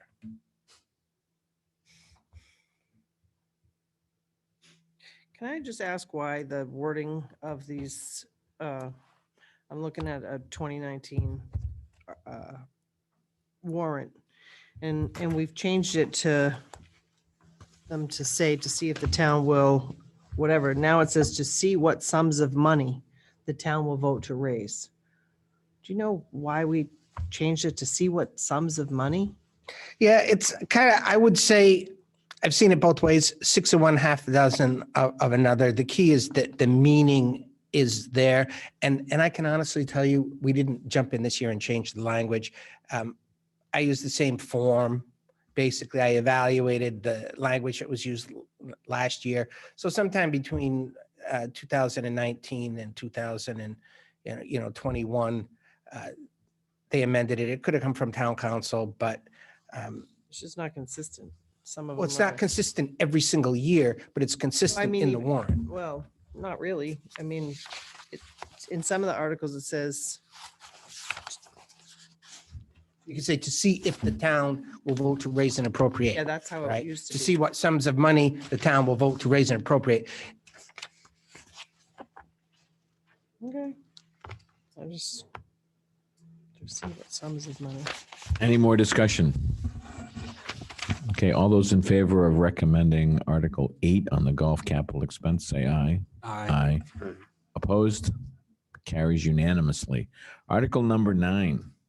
Move it. This is the Water Division capital expense. Okay, we have a motion. Do we have a second? Second. Okay, any discussion? All those in favor of recommending Article 9, say aye. No, Aye. I do have a quick, good luck buying a 4x4 pickup truck with a plow for 50 grand. I think those are all under listed in terms of the costs, the actual costs. Okay, well, do you want to change your vote? Yeah, I'll vote against it. You are going to vote against will it? vote against Okay, Yeah. very good. So all those in favor are aye. We have 4 to 1. Okay, very good. Thank you. Article 10, water mains on Route 6A. These are the ancient mains that we have. 1928. That may get crushed with all that parking along Route 6. Okay. Do we have a recommendation? The Finance Committee is unanimously in favor of it. Do I have a motion? Motion. Okay, motion and second. Any discussion? Hearing none. All those in favor of recommending Article 10, say aye. Aye. It's unanimous. Fire Department capital expense, that's Article 11. It's recommended unanimously by the Finance Committee. What is the internal borrowing repayment? So that's the last payment, correct? For the last was we're on a new thing now. Internal borrowing repayment for fire. You're talking about in the Fire Department capital expense, is that the I don't know if last? it's their last payment. Let's see. It says I the just first didn't know if payment in the explanation. Yeah, maybe it's a second revolving loan type of thing. It might be. They might have bought one last year, actually. So, First repayment. but this 100,000 is accounted for on the other side of the budget, correct? For the, in terms of receipts from, Yes. okay. I do have a question. What does replace mobile and portable radios grant? Is that an actual cost or are we getting money? The, The explanation explains the additional grant money that's associated with each one of those items. On the next page, I'm Yeah, sorry. mobile portable radios, 176,385. I believe that's the grant amount. supplemental funding, and then there's 2 previously awarded grants. So it supplements the grant funding, so they're funding it with grants and with town money. Okay, So this is the match side, probably, the town money. Okay, that makes sense now. I see the answer to my question there too. Okay. So do I have a motion to approve or recommend, rather? So moved. Second. Okay, motion and the second. Any discussion? Hearing none. All those in favor say aye. Aye. Opposed? Carries unanimously. Okay, number 12, the article we've all been waiting for. This is capital expenses, various departments. This article, as presented in the warrant, is recommended by the Finance Committee. Do I have a motion? Motion. Do I have a second? Second. So we have a motion and a second. I just have a general question. Go for it. I am completely unclear about the town's obligation with the shooting range and what is going to be raised privately and what we're paying for. It is a 50-50 split.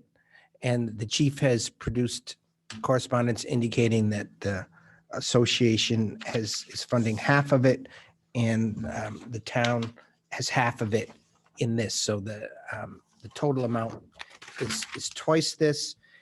And he's trying to raise some additional funds for shipping. I know that that's something that they're working on that they still need a final number on. What is the final number? So it's 640,000, I think, 638. That's the town's portion? No, that's the total portion. The town's portion is 319,000. Okay. Okay. All right. Thank you. So who made the motion on 12? I don't know if anybody did. Did Okay. you? I believe I made the motion. Okay, You made it. and then Mike seconded it. Did you second Yeah. that? Mike? The only thing I want to add to this is that some of these capital items for the schools, which I'm happy that we have some on here. What happens when Dennis doesn't fund their portion? Do they, I mean, some of these are split. This is based on a split. So it's my understanding that they're trying to withdraw some of them. So I just want to know what happened, just the smaller stuff that they feel should be within their, some of the things they feel, some people, not the town has taken a position, feel that some of these smaller items should be paid out of their operating and they have a lot of free cash right now that they're putting into stabilization, so they don't want to pay it out of capital. So And there's two items we have our eyes on here. Is number 6 is the high school has 2 pickups with a plow. And again, bad news, they're estimating they're 50,000 each, but I think those are just the half tons. So this is our percentage of Our that. percentage is 68.9. Now, Right. my understanding is that without the dentist, that they can't move forward. Okay. That, but these funds, if appropriated, would remain in the capital account. So they would get another bite at the apple to try to get their match, and then we would have the funds I available. wasn't sure how we would clarify that in terms of, it seems a little ambiguous if the people of the town support this. I mean, and how the board wants to, I think if that's the case, we should communicate something. Well, it's one of the benefits of, if there are any, I'm always looking for the silver lining of having it in the town's budget. It's not in the assessment. So this is the money's not going to the school. They would have to request the funds from the town, and it's based on the split. Right. So what we would do if there wasn't the split, we would freeze it until we were able to get that. And I think that is kind of how it's been done in the past. And there's another one there, number 19 is a van that is split between the two. It's also for the high school. The number in parentheses is the total cost, and the split is shown in the amount column. And my understanding in talking to CIP committee is it's a reimbursement. So they buy the vehicle, we reimburse them so that we don't end up giving them the money and the vehicle isn't purchased. So Is that the same on both items? I believe so. Well, I just, I think Dennis would want it the other way if they approved it and they got the money, that the rest of the money doesn't come out of the budget, which means really we're paying for 60% plus 60 more percent. Right. Do you know what I'm saying? So Yeah. just. Although we should have some- I would say, I'd ask you to approve it, based on, we recently had one of these situations with Dennis where there was a short-term note that was taken out that was supposed to be split between the two towns, I think for some of the initial work on the middle school, and Dennis paid their share and Yarmouth didn't. And a year went by. Oh. And another year went by. And now we have it in the budget this year, in the school budget, to finally pay our share of the short-term note. And Why it's, did that happen? How did that I happen? can't tell you why it happened. He wasn't here. Yeah, but it should have happened. And it was just one of those things that we didn't fund. They funded it. And then we turned around, we asked the school to forgive us the debt. And they said, and I think rightly, they said, well, we might be able to use E&D or something to pay for this if Dennis hadn't already paid their share in cash. So, we had to come up with I the think money, and it that's- was only fair. I think that is fair. And I think, but the thing is I don't think that wasn't intentional. You know what I'm saying? Oh, I think it The was. non-payment was non-intentional. Is that correct? No. It was intentional? Well, come on. I mean, it wasn't made. The payment wasn't made. You had the obligation and the What payment happened? wasn't We made. don't know it for. We two- always how do have we the sit best here of and not know that? intentions. I've never known that. Well, That's the first time I've heard Always. of that. yeah. So I think, you wind up with these give and takes but I looked at it and It's Yeah, awful. yeah. Well, it's nice to know that we have a town administrator that's on top of these things. Well, I just think for the public, I was never aware of that. That was nothing No. from our board that withheld payment. I think that's understand. important in terms It is. of working on our relationship. So that's unfortunate to hear. It is. We're critical of some of the things that they've withheld payment on, and Mhm. I I don't, understand. I don't subscribe to that. All right. So- I'm going to ask if we have a motion on Article 12. Do we? To recommend? So moved. Okay, I got a motion. Do I have a second? There's a second, and I have a question on the Long Pond study number 35. Do you know what that entails? Just real quickly, 10 words or less. A study. Yeah, Long Pond, like many ponds on the Cape, is in trouble. Yeah, I think it's related to invasive species and eutrophication. And I'm going to give full disclosure. I've lived on Long Pond and hung out on Long Pond for most of my life. And they've So, had the but I didn't initiate cyanobacteria this. blooms. And Yes. so it's a water Yeah. quality study on how to improve the water quality in the Right. Long Pond. Another question, the library feasibility study, this is the first I'm hearing of that. This one, we did talk about this before, and I think it's a critical piece of work that, as you recall, we met with the library committee. Right. And what this will fund is the outreach work and the study necessary to determine, the proposal that's on the table is to abandon the 2 libraries that we have and to go and build a new library somewhere else. And what this will do is engage all of the stakeholders, the selectmen, the town residents, the library commission, and consultants to analyze what is the best option Yeah. so that we're not moving a capital project forward without having that consensus in the community. And, there's conflicting issues here. There's the integrity of the villages and the role that the libraries play. And then there's the overall library program, and it all needs to be put together. And from the previous information and studies that we have, there's not enough to make this decision. So that's what that item is. Okay. Yeah, and we'll have a chance to go over the scope and the plan and how that's going to lay out. So I have a motion, I have a second. Any more discussion on recommending Article 12? All those in favor say aye. Aye. Aye. Opposed? Carries unanimously. I'm going to jump ahead to Article 27, Article 28, and Article 30, because we have some folks here that could probably enlighten us a little bit on those articles. So let's go directly to Article 27. This is the zoning article on the short-term rentals. This one, I'm assuming there's a recommendation of the planning board we'd love to hear. There's a memo. Kathy Williams, Town Planner. Yes, you have a memo Yes. in your packet that summarizes them, and also the results from the public hearing, and then the recommendation from the planning board, which is obviously to recommend.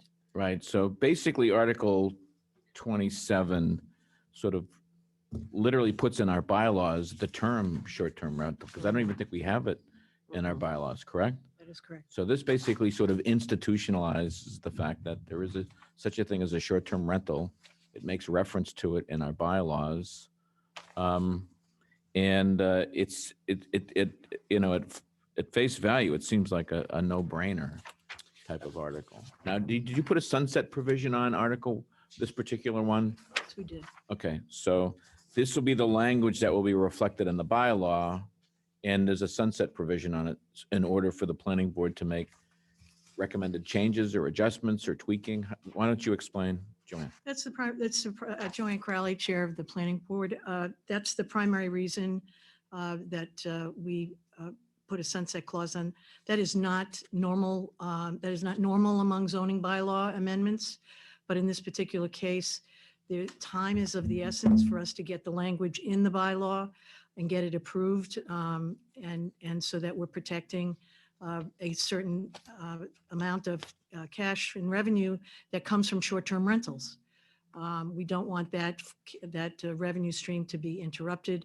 However, this has been done on a very expedited basis, and we want to be able to come back and make sure we get it all right.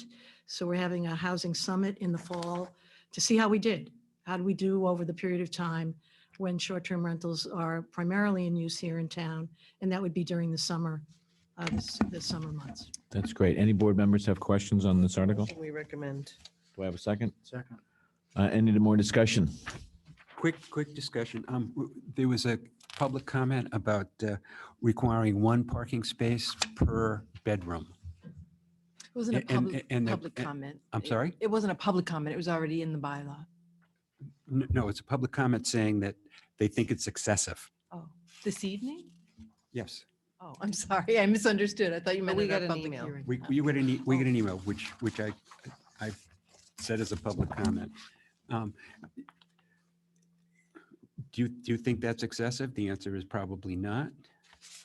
It's one parking space per bedroom as a minimum. So if you have a 3-bedroom home, we want you to have 3 parking spaces on your property. What determines a parking space? Well, it further defines the fact that you can't park on the lawn. So you need to have it in an actual driveway for a parking space. As an example, I have a very small house, 2 bedrooms, but a very long driveway.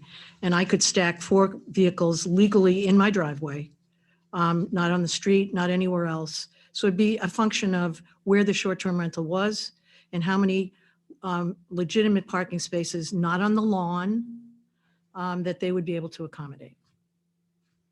I don't think that's unreasonable, because No. I was thinking the same thing. There are some houses that have a teeny driveway and maybe 2-bedroom, and so they would not be allowed. And again, my driveway is 80 feet long, and I could handle, a whole bunch of cars, even though I don't have like 80 bedrooms. It's a metric that seems to make sense. Okay. I don't think it was the space per se that was the question. It was more the rationale behind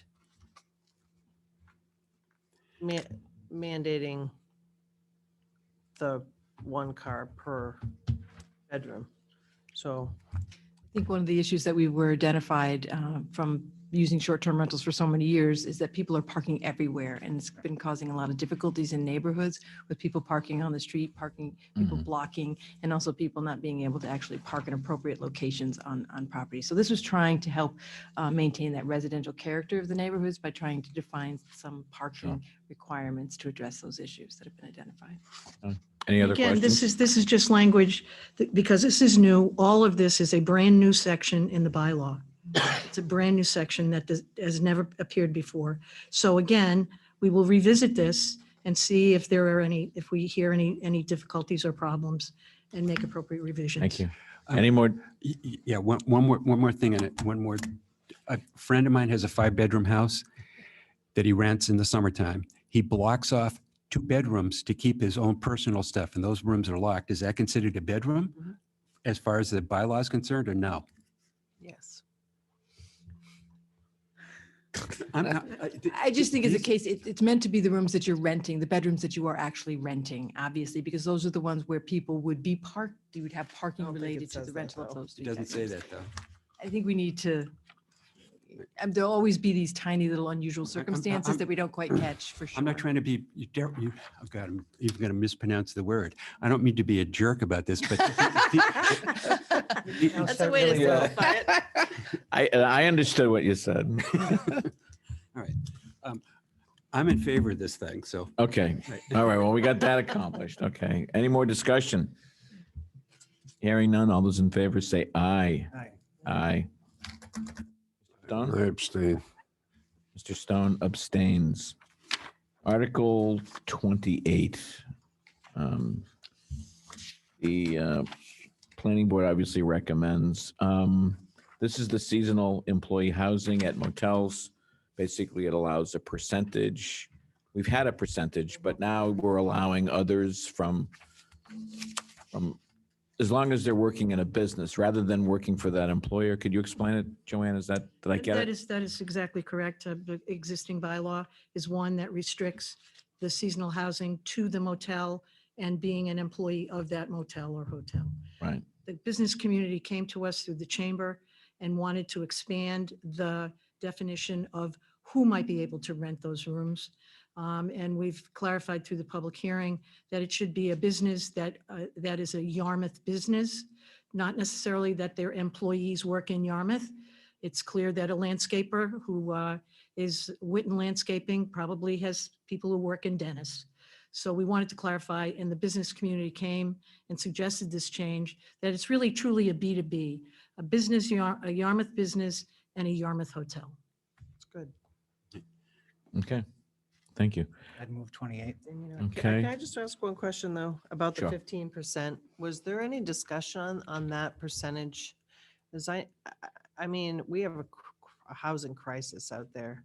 And I know I've been back and forth about supporting this, but is 15%, it's not even gonna come close to what they need. It's a first step. It's certainly a first step, and it'll certainly help this for the summer. Did upcoming anybody, season. was there any discussion on raising that percentage? No, there was not. And partly because we don't have, the motel owners and the representatives who were on the chamber committee suggested to us that only approximately 100 rooms out of a possible 500, if you took 50% of all the rooms in all the motels, I believe it's 500, 525.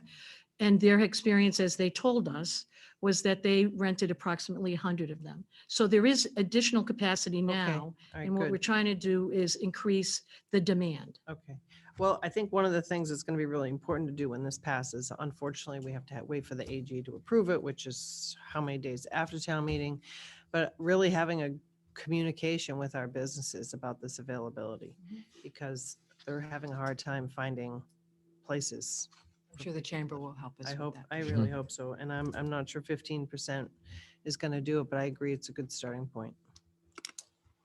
Okay.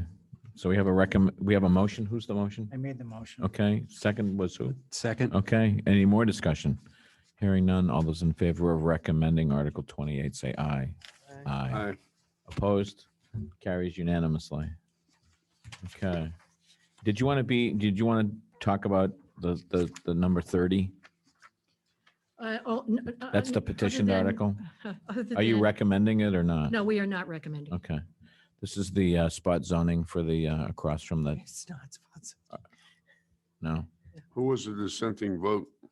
Brad Goodwin. Mr. Goodwin was. Who? Brad Goodwin. So you're on the town meeting, on the warrant, it'll say you do not recommend. Should be in there already. Okay, so, yeah, unfortunately, I'm working off of the well done Finance Committee chart. So,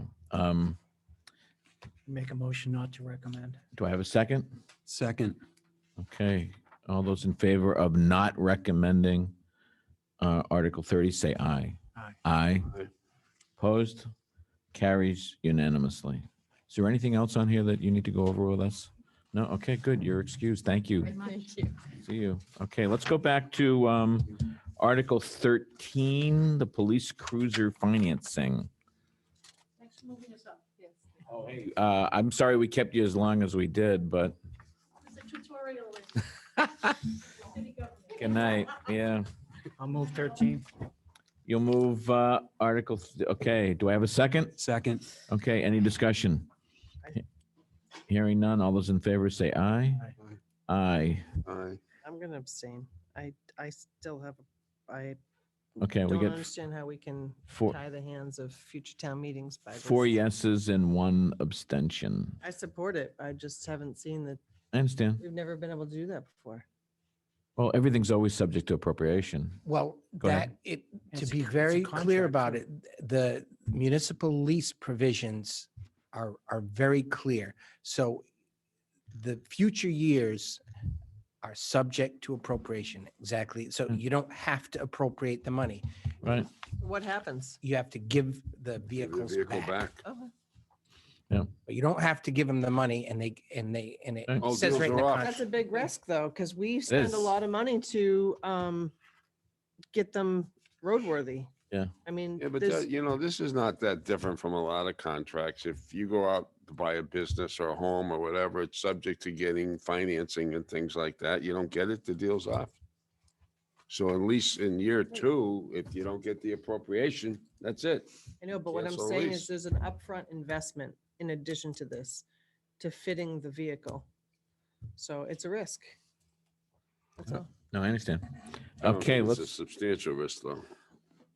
Article 14. Do we want to recommend Article 14? Are you Recommend. okay with the price on that truck there, Selectman Smith? Yes, I checked my Kelly Blue Book before I got here. Okay, we have a motion, and who was the second? Second. Okay, any discussion? Hearing none. All those in favor say aye. Aye. Aye. Item 15, the transfer station capital expense. Finance Committee recommends. Do I have a motion? I move it. Second. Okay, motion and second. Any discussion? Hearing none. All those in favor say aye. Aye. Aye. Opposed? Carries unanimously. Article 16. This is the Recreation Revolving Fund. I move we recommend 16. Okay, okay, a motion and a second. Any discussion? Hearing none. All those in favor say aye. Aye. Aye. Opposed? Carries unanimously. Article 17, collective bargaining wage adjustments recommended by the Finance Committee.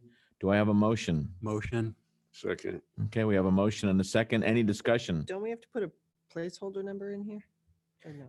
The recommended number from our finance director is $310,000. So will raise and that be appropriate. presented because We could put the number in right now if you'd like.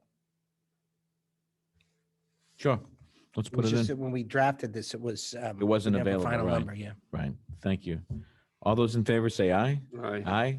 Opposed? Carries unanimously. Number 18, the wastewater infrastructure stabilization I'll fund. move 18. Second, Tracy? Any discussion? Hearing none. All those in favor say aye. Aye. Opposed? It's recommended. Amending the Tourism Revenue Preservation Fund. Move. Second. Okay. Do we have okay, any discussion on that? Hearing none. All those in favor say aye.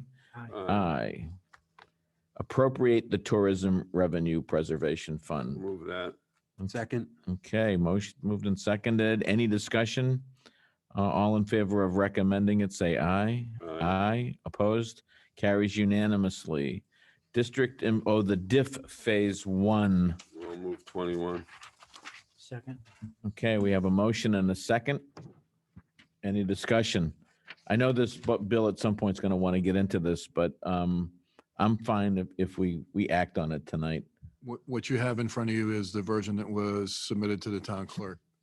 So I put it on your desks with just a Okay. cover memo explaining it a little bit Thank you. more.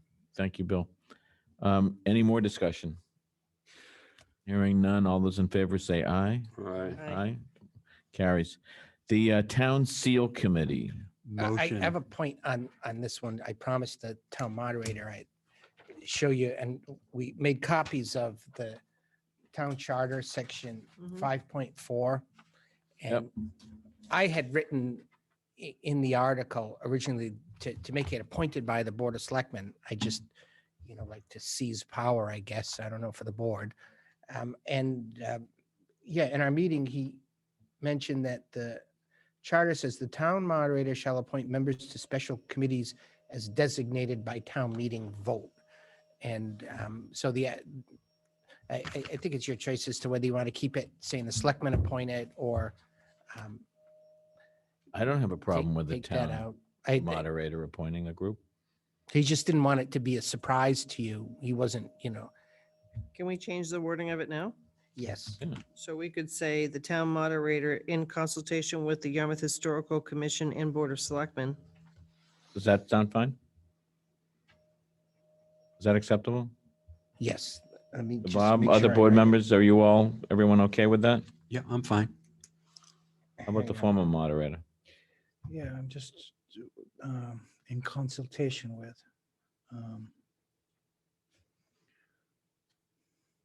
Usually it's one or the other. It's not usually a joint effort. But it's joint with the Historical Commission. So it just means, what does that really mean in consultation with? Right, so why put it in there? Well, I mean, because does nobody on this board wants to participate in that? I mean, you can volunteer. I mean, the Well, moderator. selectmen serving on other committees, it has to be expressly stated. I don't think So it should what- be serving. I don't mean No. to serve on it. I mean. No, I was to- responding to Dan's point. But to get to the basic point of whether or not the selectmen should appoint or not, or consult, I mean, that's the question. Well, it's clear that the moderator appoints, right? Yeah. From what you have in your hand. Right. So in consultation with would be maybe an interview process with members of both. I don't know. I don't know about you. I don't feel any strong need for the board to be represented on the committee. If it's the moderator in the historical commission, that's fine with me. It's really it's the attitude of the board. If there's a majority of the board that feels that they should be consulted and be a part of it, then I would say let's go with it. I just think it should be either or. So I don't have a strong opinion who does it. Just, I don't think Well, it's it's clear by both. the charter. It's not. Charter suggest, let's follow let's just assume the charter applies, which means it's the moderator's appointment. Right.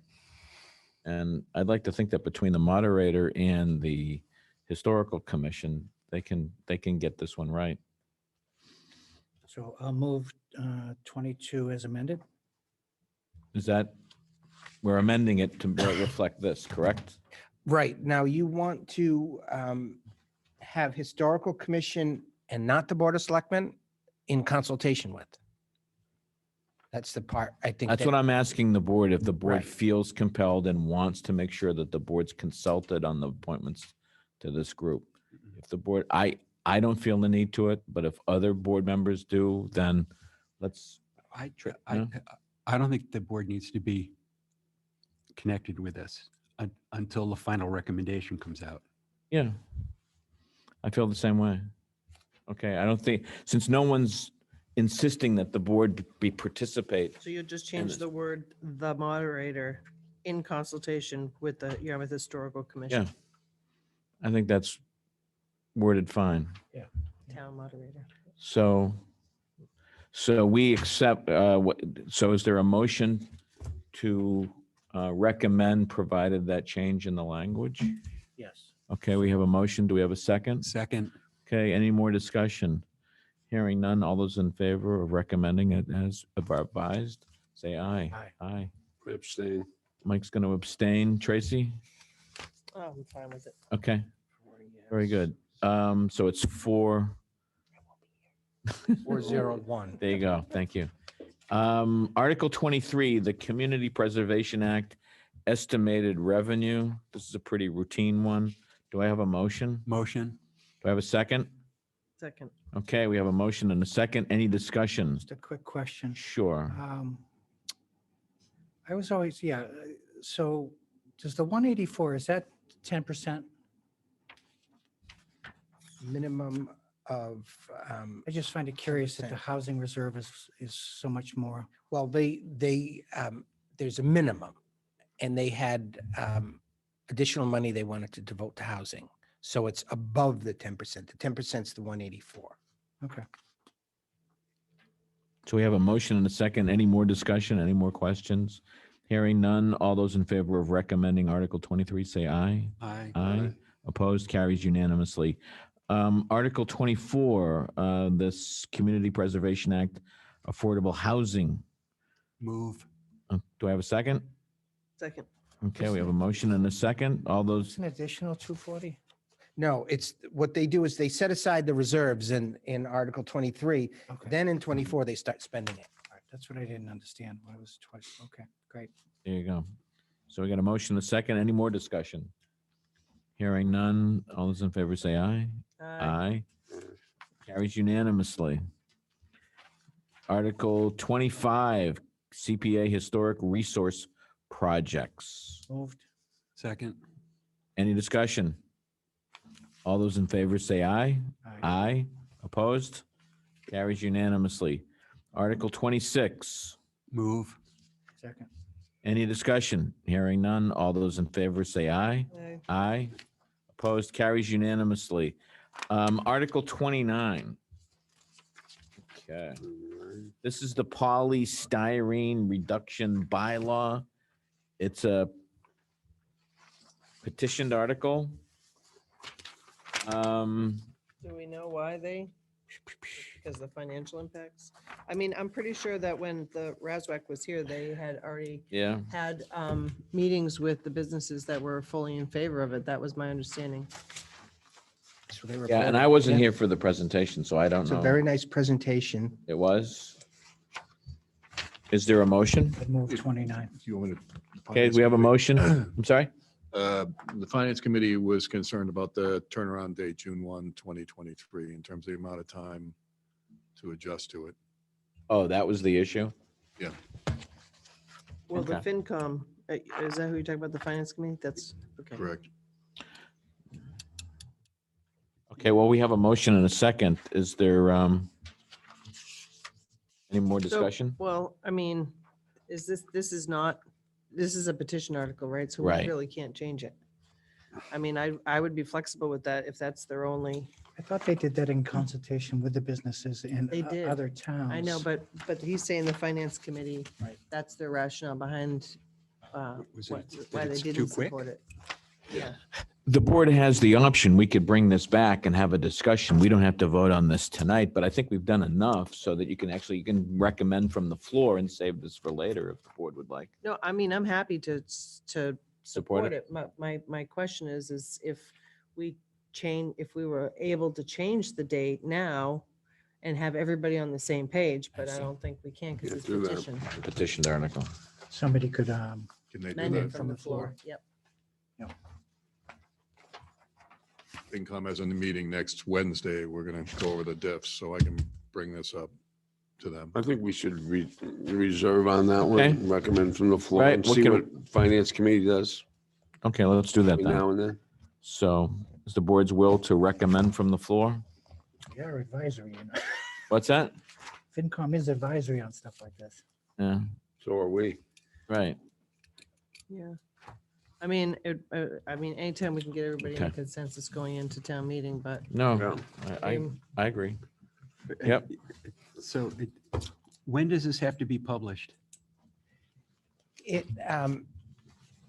has to be, it's going to be published next week, like the tail end of next week. Yeah, but we can have the language say, we'll recommend from the floor. We frequently do that. Yeah. Okay. It's not a, Sometimes we do it on a good number of articles. yeah. Okay. Yeah, this is actually the most, I think we've mhm. I know. recommended in my, as far as I can. No, recall. I agree. I Yeah. agree. Okay. So that dispenses with the warrant. Now, do we have to vote to, To approve and execute the annual town meeting warrant. okay, do I have a motion? So moved. Second. Okay, I have a motion and a second. Any discussion? Hearing none. All those in favor say aye. Aye. Opposed? Carries unanimously.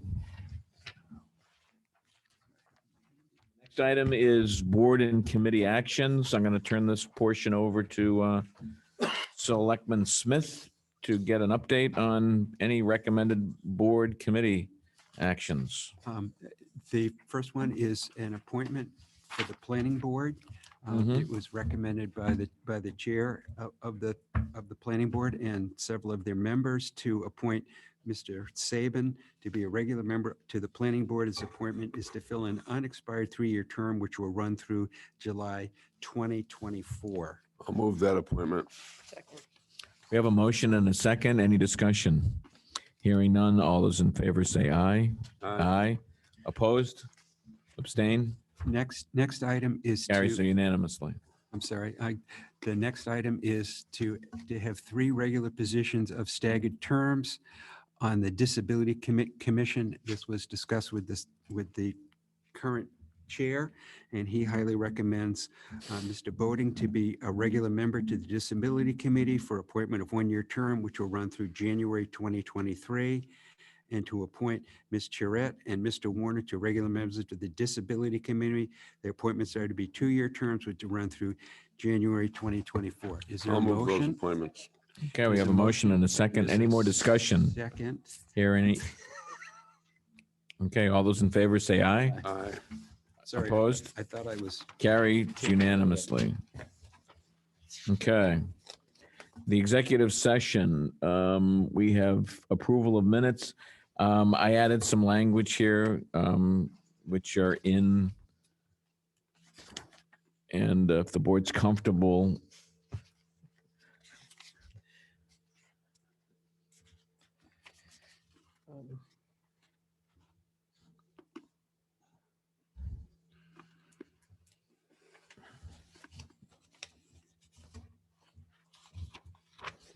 Do we have a motion to, that's right, we have 2 members of the board that were not present at, so. One. Oh, were you? I was there for that. You were that? Okay. Well, that's good. Oh, yeah, that's right. It was one So- of your first meetings, Yeah, wasn't it? yeah, that's right, the Welcome aboard. baptism, yeah. I'll Okay. move the Right. Okay. minutes. Question, and where it says move to executive. release. Yeah, so we have up for Move and a release. vote to move and release the executive session minutes of our It's no longer confidential. executive session on September 24th, 2020. So Tracy's made the motion. Do I have a second? Second. We have a motion and a second. Any discussion? I'm still reading. Mike, do you want some more time? No. I have a motion and a second. Any discussion? Hearing none. All those in favor say aye. Aye. Opposed? Carries 4 and 1 abstention. Mr. Smith. The next item is upcoming agenda review. So we're going to ask Mr. Rittenhour to give us a preview of our next 2 meetings. Well, first of all, great job this evening. That was a very dense agenda and impressive, you guys. The April 5 meeting, and we're working potentially to move some park updates into that if possible. But we've got the Housing Authority has requested a fee waiver for all of their inspections, which is a few $1,000s. So they'll be coming in and I noticed that it makes mention of an executive session in the second column. And I'm wondering, is that maybe a mistake or maybe I'm misreading it? we've held an executive session potentially to discuss collective bargaining. Yep. Update that, so we have been doing some collective bargaining and, we want to see if we can bring that to a position where we can give the board a brief update. I thought that'd be a perfect. Okay, date so to do that's a that. date we should plan on an executive session. So the question is, Well, it doesn't look like we have to start early. no, I mean, if that's, I think we need to think about maybe moving up the 50 Workshop Road solar farm project to see if that can be moved up. There may be a value in the Riverwalk Park, moving that up if possible. This so-called proposed park at 275 Route 28, that's conceivably could be moved up. I think I tried to move those up already and what, We're getting you pushed know, back. they came back. I said we took them off for the 12th because it's getting to be too packed, but it looks like they'll come up right after town meeting on the May 3 meeting, both parks. I've been pushing to get those park designs out into the public, into the board. And, I think one of them, the one out on Route 28 is already funded. So I think if we can come up with a good plan, let's go. Yeah, exactly. So we'll try to work. But at the moment, the agendas for the 5th and the 12th are relatively light. Yep, Wouldn't that be something, huh? We're looking good. And then the other thing that we talked about is potentially, now I know it's the vacation week right after the holiday, but if we get some time, either the 12th or the 19th, which 19th, we don't currently have a meeting scheduled. We talked about it'd be great to do a town meeting, Our pre-town meeting. pre-town meeting, that we can look at some of the presentations, have some of the proponents in, and, primarily generate some interest and support, get the issues out for town meeting. So, we're sort of working towards planning that. That'd be great. Sounds good. Is it the board No, I- okay with that idea? Yeah, we've done that. I know we've done that in the past, and I think it's worked out really well. And Okay. it's got rid of some of the questions that were going to be asked at town meeting, and it also brought up other questions Right. that, perhaps we didn't even think of that get brought up. Yeah. So just so that folks don't get disoriented, we may actually get out early on a couple of these nights in April. All right. Away present. Yeah, there you go. I have a question on that show cause hearing. Have notices gone out on that, or is that just a placeholder? No, we have the notice. Then And so I sent it out for the 12th. Okay. And then we'll have copies of that for the whole board. I'll make sure they should go out to you guys tomorrow. Very good. And, yeah, there was just please take a look at that correspondence. It's the most volume, of individual violations that I think that we've seen in the past year for sure. Okay, so interesting reading material. Very good. Okay, we're going to move beyond the agenda then, right? Unless there's anything anybody wants to add. Let's move on to the next item, individual items. I'm going to start with Selectman Horgan. Any individual items? Let's see. Just at some point, Tracy and I had mentioned a few meetings back that it'd be nice to have a report from the water department just in terms of what's going on with the PFAS, what's going on with the wells that have been shut down. Any concerns coming in the future. If we can fit that in somewhere, that'd be great. An update on the fire chief search process, where we are with that would be nice. We get an updated memo about the date of his retirement. I saw Is the that date. correct? I was So, just curious Yes, about we the, need- we need it's to May put- 6th. It needs to be on our agenda somewhere. So it should be on the agenda. Maybe we'll put it on the next agenda and I'll talk to the chairman about it. I think what's going to wind up happening is that our process is moving forward, but the assessment center had a little delay in being able to get the team down here to complete that. And we knew that what was going to happen. And, the chief told us that. So it may require an acting chief. So Did that they should say be when it. they were looking at to get the team down here in terms of yeah, some they- broad projections? They have a proposed date. I think it's early in July. July. Right. Any other potential agenda items? no, thank you. Okay. Yeah, the only thing that I would think that I would suggest is we keep an open mind if there's something related to town meeting. I think in the run up to town meeting, it's always good to focus on things that might be helpful or educational rather than packing everything on that 19th. If there's something else that's worth talking about, I'd be open for a discussion on that. But at the moment, there's nothing that pops up that's evident. I mean, we could focus the 19th specifically on town meeting related stuff. Is that enough time though? Really? What? To, The 19th? yeah, well, so it's a week before town Yeah. meeting. It's a week. I mean, I guess it's, anything's better than nothing. I just think No. playing it on TV and It's a little thin. it's a little fun. Yeah, it's a little thin, but that's why I'm pitching the idea that there may be something relevant to town meeting that we also bring up on the 12th or maybe the 5th. I don't know if board has any ideas, but we don't have to figure this out tonight, but I'm actively soliciting suggestions for other town meeting related topics. Again, to build interest in town meeting, over a course of meetings. Do a diff presentation on the 5th. There's an awesome report. There you go. I think how does the board feel about that? Because the diff is going to be, I mean, that's pretty complicated stuff. So anything that we can do to shed light on That I think would be helpful. I'd make that a candidate unless anybody objects. Why couldn't we just do a general review of the warrant on the 5th?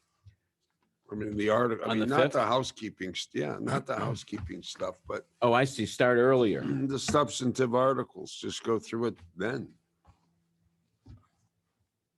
Anybody have any objection to I mean, that? that would address Tracy's concern, with which I agree about, having it just 1 week before might not be that much time to get the information digested by people who are going to watch it, not live, but, on recorded Right. presentations. Mm-hmm. What else do we have on that night? The 5th? The Kinda 5th, Well, this is, yeah, we have enough time. right. So you think we can move up a town meeting discussion? Absolutely. Okay. And We the can- diff. If you can do it, if you think you can organize it. You can organize it and do it, then let's do I that. think we can, and we can, get some folks here, Yep, the real experts. Talk right. about their articles. Yeah, and I would leave the diff as one that's fungible. You can move it to any one of the dates. Fungible? Yeah, it's fungible. That's a new word. Yeah, it's an old I don't Capitol think it's the Hill. right word, but it's. That's one. Fungible. Yeah, I took that. Fungible means you mix things Yeah, together. yeah, That's what Ed fungible. tells That's a Washington DC word. Fungible. Oh, that's why I don't know. Yeah, that's why you haven't It's heard a it. first cousin to robust. I've tried to not take anything from DC back home. Crunch. Anybody else? Is that okay? That's enough. I have something to just put on the radar screen, so to speak. It's not a big deal, but last time that we did a charter review was in 2018, and those recommendations were brought forward, and they were approved by the legislature, and I just found this out today, in January of, I think it was 2020. And then, of course, COVID came, and you know how that, how it worked. So the charter that we have up on the radar screen is not updated. There are. On our website? Yeah, those amendments in the 2020 legislation really should be incorporated into the charter that we have on the website. Just a thing to do at some point in time. Was this changed? Did you? The chart. I don't know. I don't. The town moderator one wasn't, but we No. did change the appointment of department heads. There was some pretty Yes. Yeah, one of, my book's got like pages stuffed in it that, But I mean, frequently people will cite the charter and say the charter provides this, which is fine. The other thing is, and I wish Phil Magnuson was here, but it's very hard to find on the website the new rules and regulations that we have relating to establishments that serve alcoholic beverages. There's two versions. And unfortunately, the older version is a lot easier to find than the newer version. So we should get that. remove the We old should get that out of there right. Okay. Yeah, because it's very, I mean, somebody that, especially somebody that's not familiar with Yarmouth, some attorney or some business, they're looking at the website and they're going to get bad information, Right. or at least not the right information in all respects. So we should get that old version out of there and then update the charter. Right. Town meeting needs to be updated on here too. It's still talking about postponed to November 2nd, 2021. Oh, really? So That's another 2019 bylaw. Right. It changed the date of town meeting. Now, that's on the website because I met with the town clerk today and I'm like, well, why isn't it in my book then? Well, it's on the website and we need new books too.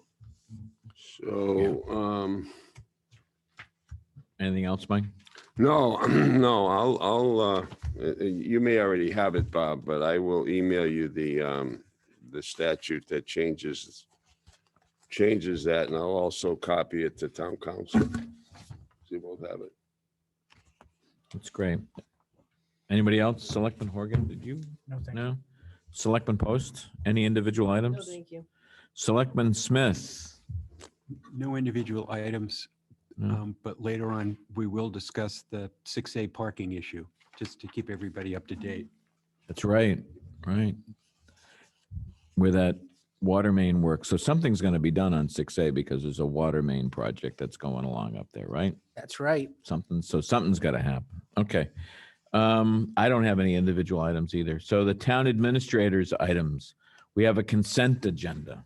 Sure. And I'll just read off. The items on the consent agenda are the 2021 seasonal alcohol and entertainment license renewals. We also have the South Yarmouth United Methodist Church Bass River Fishing Pier Easter Sunrise Service on April 17.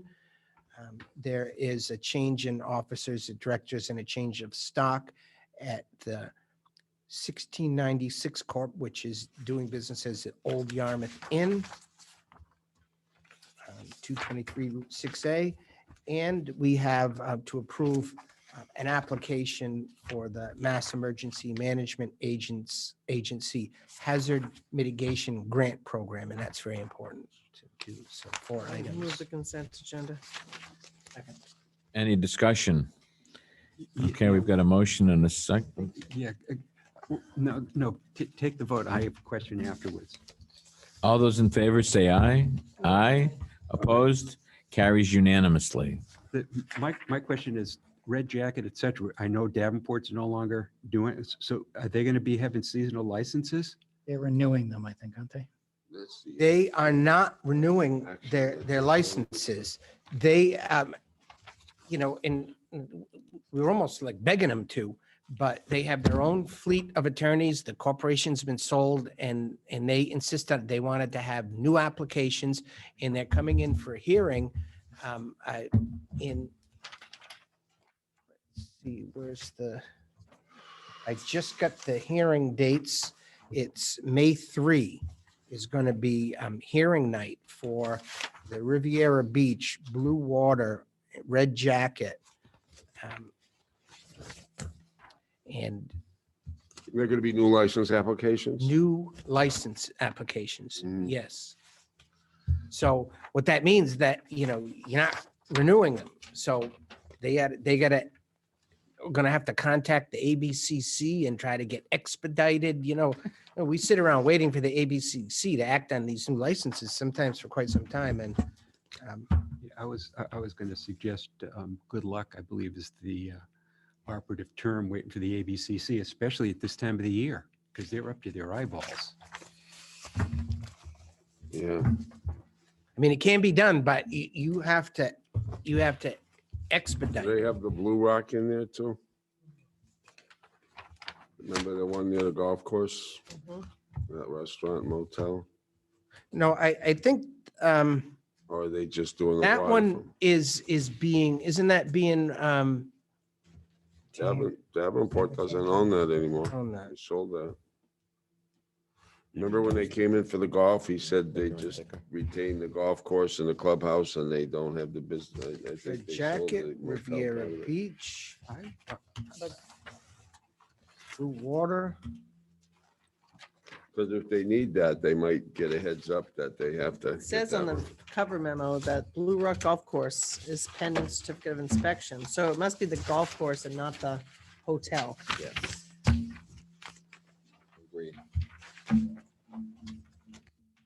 I don't know why it's here saying applying for a new license and completed, and then here it says renewals. So I'm a little confused why they stay on here as a renewal.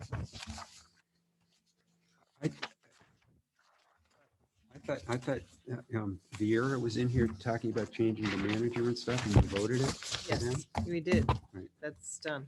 But that's for That's the for the Blue Blue Rock Rock. Golf Course, not Oh, the golf course itself. the golf course. They're maintaining the golf course. That hearing was just for the golf course. They sold the hotel. Correct. So this memo is. a Yeah, little- they verified that when they came in that they had sold the motel.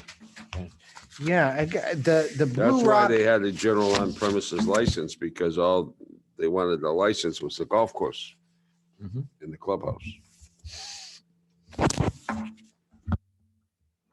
so that one's being renewed, the one that you approved. But Well, the golf course was renewed, yeah. But we didn't. Not the We hotel. didn't touch the motel. I don't know, maybe they're not gonna apply I for want a to double liquor check on license the there, but hotel. Just, these transactions, they're not really traditional. I mean, this is big stuff. And where these people are new. possible they're not gonna apply for a liquor license there, but I would doubt that. That's where I'm confused about this cover memo where it says all but one establishment has met the requirement for the seasonal renewal. How can they? And then on the second Well, page, it says. in applying the, for- see, here's the reason that it's so confusing. Just remember, both facilities were combined on one license. And then, so the license is still there. Correct. But it doesn't have both facilities on it anymore. So what's being renewed is just the golf course. Where's the hotel? That's the question I want to see answered. It's not a part of that. They would need to come in for a new license and they're not listed on my license schedule. What's Blue Rock Club Inc.?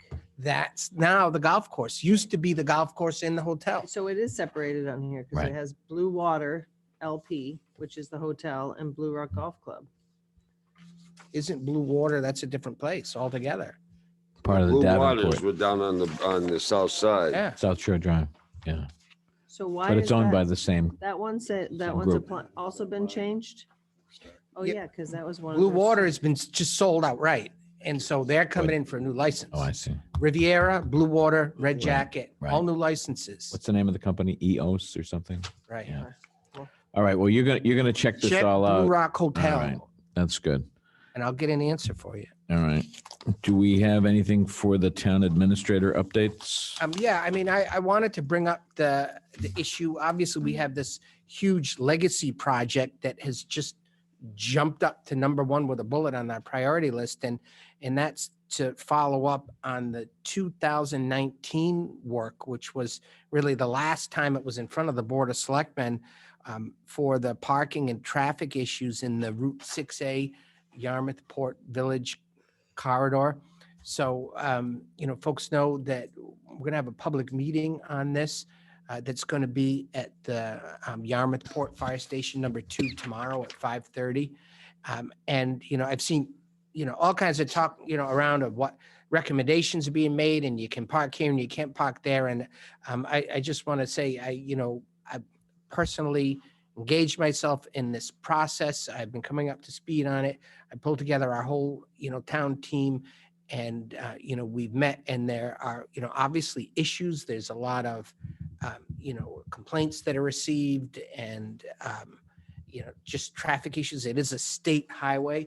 And so I've been working with Selectman Smith, who, is very familiar with the area and a lot of the people. And he, helped me kick off the session with the town staff. And, we're really very strong on, no recommendations, are being made to the state or finalized. What we're going to try to do is re-engage these stakeholders, talk about the outstanding issues, what the concerns of the police, the state, the local residents, the businesses, everyone are. And we're going to be back before anything is finalized in front of the Board of Selectmen to, if there's any recommendations made to the state, I want the board to dictate, what those terms are. But, we have a lot of work to look at these issues and see what's possible. And I think that you mentioned it, the thing that we have going for us is that we've got a time frame. If we approve at town meeting that new water main extension, that means in 2023, the water main extension is going to be constructed and it's going to be on the north side of that Route 6A. And in the village, there's an opportunity. I mean, right now you've got deteriorating road conditions. You've got the shoulder of the road is totally a mess and the sidewalks are falling apart and, no one's sure, where parking is legal. They say that on a state highway, parking is technically illegal unless it's determined. And so I think through this process, there's an opportunity to establish some parking in the area that is completely legal. And we're going to seek to do that. So I think having that, we've got a year to develop when that's repaved in there, what it's going to look like. And so I'm going to try to help put our best foot forward, and Selectman Smith's going to help. At Tracy's request, we've posted the meeting as a selectmen's meeting. So if there are several board members that want to attend, we don't have a quorum issue or or an open meeting law issue. So if multiple board members come, we're good. Is it on the north side of 6A or the south side? Because at the Barnstable line, there's a fire hydrant and they've clearly marked out where the water line is with a bunch of flags. I asked Jeff, That's on and the south I side. I may be just getting it confused. The side with the businesses, That's south side. south side. Now, north side is the opposite side where more the B&Bs. It's on the south side. And the other thing I wanted to mention, so what I had done is gone through the file, met with everyone. I pulled together, it must have been 13 or 14 documents, and I made a nice packet for each board member to reorient you with where it was left. I just want to make sure there was a lot of emails or documents in there. That went through, didn't it? Yes. Okay, good. So that's a start. And I think, we have a lot of work to do, but at least we have sort of a time frame. And, and I think that the departments, I want to say they actually appreciated, me jumping in with both feet and, telling them how concerned the Board of Selectmen was and everyone. And, and so, we don't have a large consensus around what the best alternatives are, but I think, people appreciate having the opportunity to make some recommendations, listen to folks, and then kind of put it all together. And that's going to be a challenge, but. If I can just say, I think one of the things that's going to be a big help is narrowing the discussion. The prior discussions of 6A have been very broad and have encompassed a large geographical area. I do think there'll be a benefit to largely focusing in on one specific, very concentrated area, because that's going to be challenging enough to get everybody on the same page. So I think, we're in that sense, hopefully, we can make some real progress. I'm going to try to go to the meeting tomorrow night, and hopefully we'll learn some more. I was told I didn't need to set up any chicken wire in front of my chair to block the tomatoes and things. Yeah. Yeah. If it works out that way. Mark, I was thinking, from the coop heading east to the blinking light at Parnassus, that's the area that we're talking about only, and maybe even a little smaller than that. Oh, yeah. I think the larger you make that geographic area, and The worse it's going to be. the more challenging, because there's so many, at least the public meetings that I attended. I think, Tracy, you may have attended one of the public meetings. Yeah, I think the meetings I attended, there's a lot of diversity of interest. And I came away thinking that because we're trying to address so many streetscape improvements in so many different areas where there's lots of interest, you can clearly see if you're trying to get this large group to have some consensus on anything, good luck. But I do think, though, that focusing on the business area, that core area right there. Right. First of all, you have to, because of the water main work. So it's going to be dug up and it's going to have to be replaced. I think the more you keep it as close to that area, this discussion concentrated in that area, I think the more luck you're going to have in getting close to it. Briar Patch to Inaho or Hallett's. Keep in mind we've got the historical commission working on fixing up that area by Summer Street too. They're Correct. focused on that. Right. That is an improvement. Now, I'm not sure that's going to have any dramatic effect, but it's certainly something to keep our eyes on as this discussion unfolds. I mean, no, I'm just going to say the other streetscape issue I keep getting concerned about is Route 28 and where we're going to do sewers. I'm watching, I'm on the MPO, and I'm watching other towns lining up their streetscape projects. Dennis is in line for a huge chunk of money to improve streetscape. So Other towns are lining up their streetscape projects.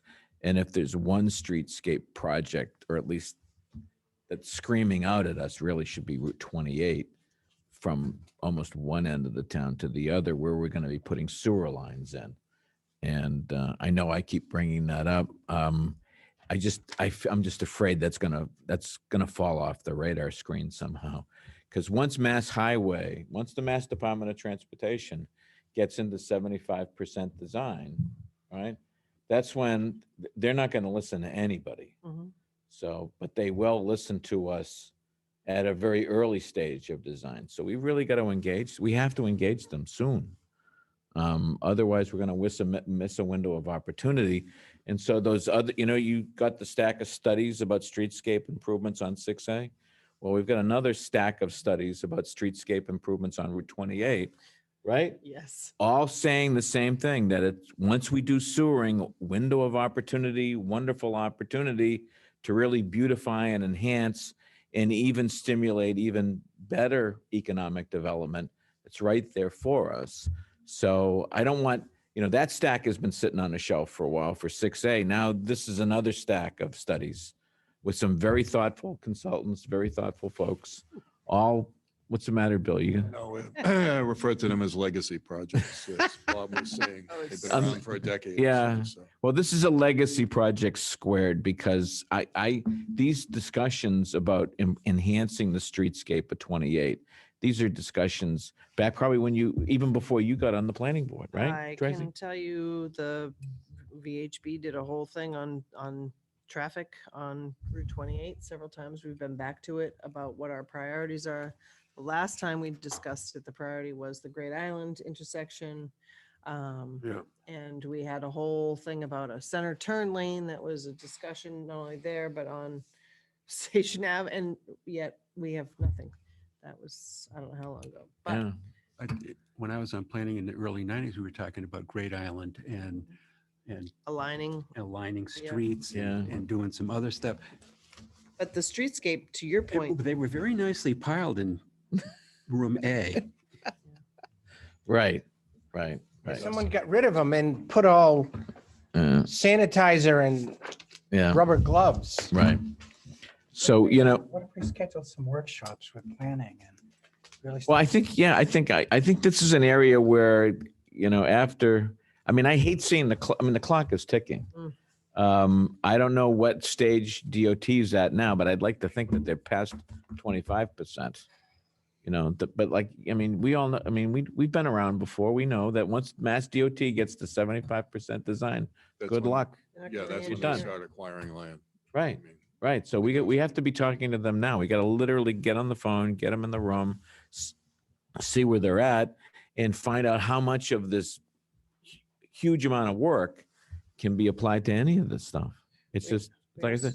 Also had discussions with Jeff Colby about the tip and what we applied for to be on the MPO tip list and where we're at with that. It would be nice to have an update on that. Well, the sidewalks on Higgins Scroll were the thing that we prioritized at that point in time and other different projects.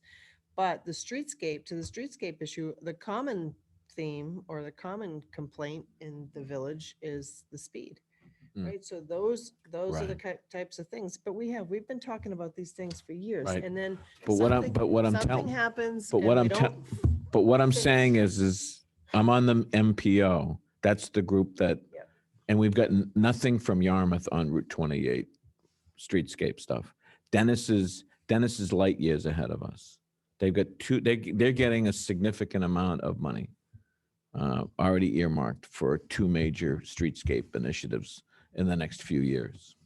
And Dennis went to the Joint Transportation Committee and asked to move up a year on one of their projects. And because there's now some extra federal money coming into the state to do projects, guess what? They had the money to move it up. So like I'm saying, I think we're kind of at the 11th hour here. We're kind of at the. Yeah, you'd think you guys would have been working on this. For crying out loud. Well, it's like a lot of things that you've found out that we've, like you said, these legacy projects that you're uncovering. When this board, we put a priority on water. I think most of the members of this board have been very focused on infrastructure because that's been hanging out there. So look at the progress that we've made on wastewater. Look at the progress that we've got in terms of water system improvements. There's just, there's been a whole host of things that have been just sort of piling up. And as you can see by looking at the capital budget and trying to tee that up, all right, and figure out how we can get those projects lined up, there's a lot more work that has to be done. But we can't lose sight of streetscape legacy on the south side, because the clock One of is the running things out that- on so us. what we're trying to work on doing is to take these projects and at least bring them to the 10%, 20% design. I know. You can't just kick it down the road and then come back to it. Oh, what should we do about that? You know, if the design was at least at the conceptual level, right, I could file it tomorrow. But see what happens, all these things, we have to start from scratch. And, you know, and that's what prevents us, you know, from moving ahead with a lot of projects. You're is not the gonna get- Pre-development. Bob, phase. you're not going to get any disagreement. I mean, I think that message came clear over the last couple of weeks in terms of discussions. Yes, we have to do more on the capital budgeting, but that just doesn't happen instantaneously. You've got to do all the legwork, the soft cost work, developing potential allies for funding and stuff. Yeah, definitely. In addition to what Bob is saying, it's paralleling the pre-development work with the funding search. Yeah. So if you file PNIF Right. for the tip, it's Right. not a lot of work. It's a conceptual plan to get Yeah. into the MPO. Well, if we want to do streetscape work on wastewater, related to wastewater, we got to get cracking like now. Can I ask a question about the Yarmouth Port Village? I guess one of my questions, and I know the work that we did, I think COVID happened and, you know, a lot of it got put off. A lot of this work was done, a lot of the public meetings. The thing I'm happy about is to get everybody back in the room though, because when an issue comes up and, you know, we're working in silos and not everybody's communicating. So this public meeting to me is very important to get everybody communicating because as we've already said, there's two sides. There's some people feel very strongly one way, some people feel very strongly the other way. So the only way that we're going to get some happy consensus and meeting in the middle of whatever is to get everybody in a room. I just wondered, I mean, in terms of the parking there, this is nothing new. I mean, they've been parking there on the side of the road. And I know I've heard 100 times, it's a state highway, there's no parking. Okay, well, they've been doing it for probably at least 40 years that I know of. And maybe I'm wrong. You're wrong. It's much longer. Okay, Yeah, I think all it right, goes at a back to the minimum, horse and 40 buggy years. days. So to have, you know, you know, we're changing something that has been a long-term change or talking about it. When a town issues a permit, and I know we talked about it tonight with the secondhand dealer, what concerns me is when you make these changes, you impact businesses. And I don't know what the town has done in terms of steps for parking. Has the town considered off-road parking in any issuance or consideration for the businesses there? Are they taking that into effect? Have they?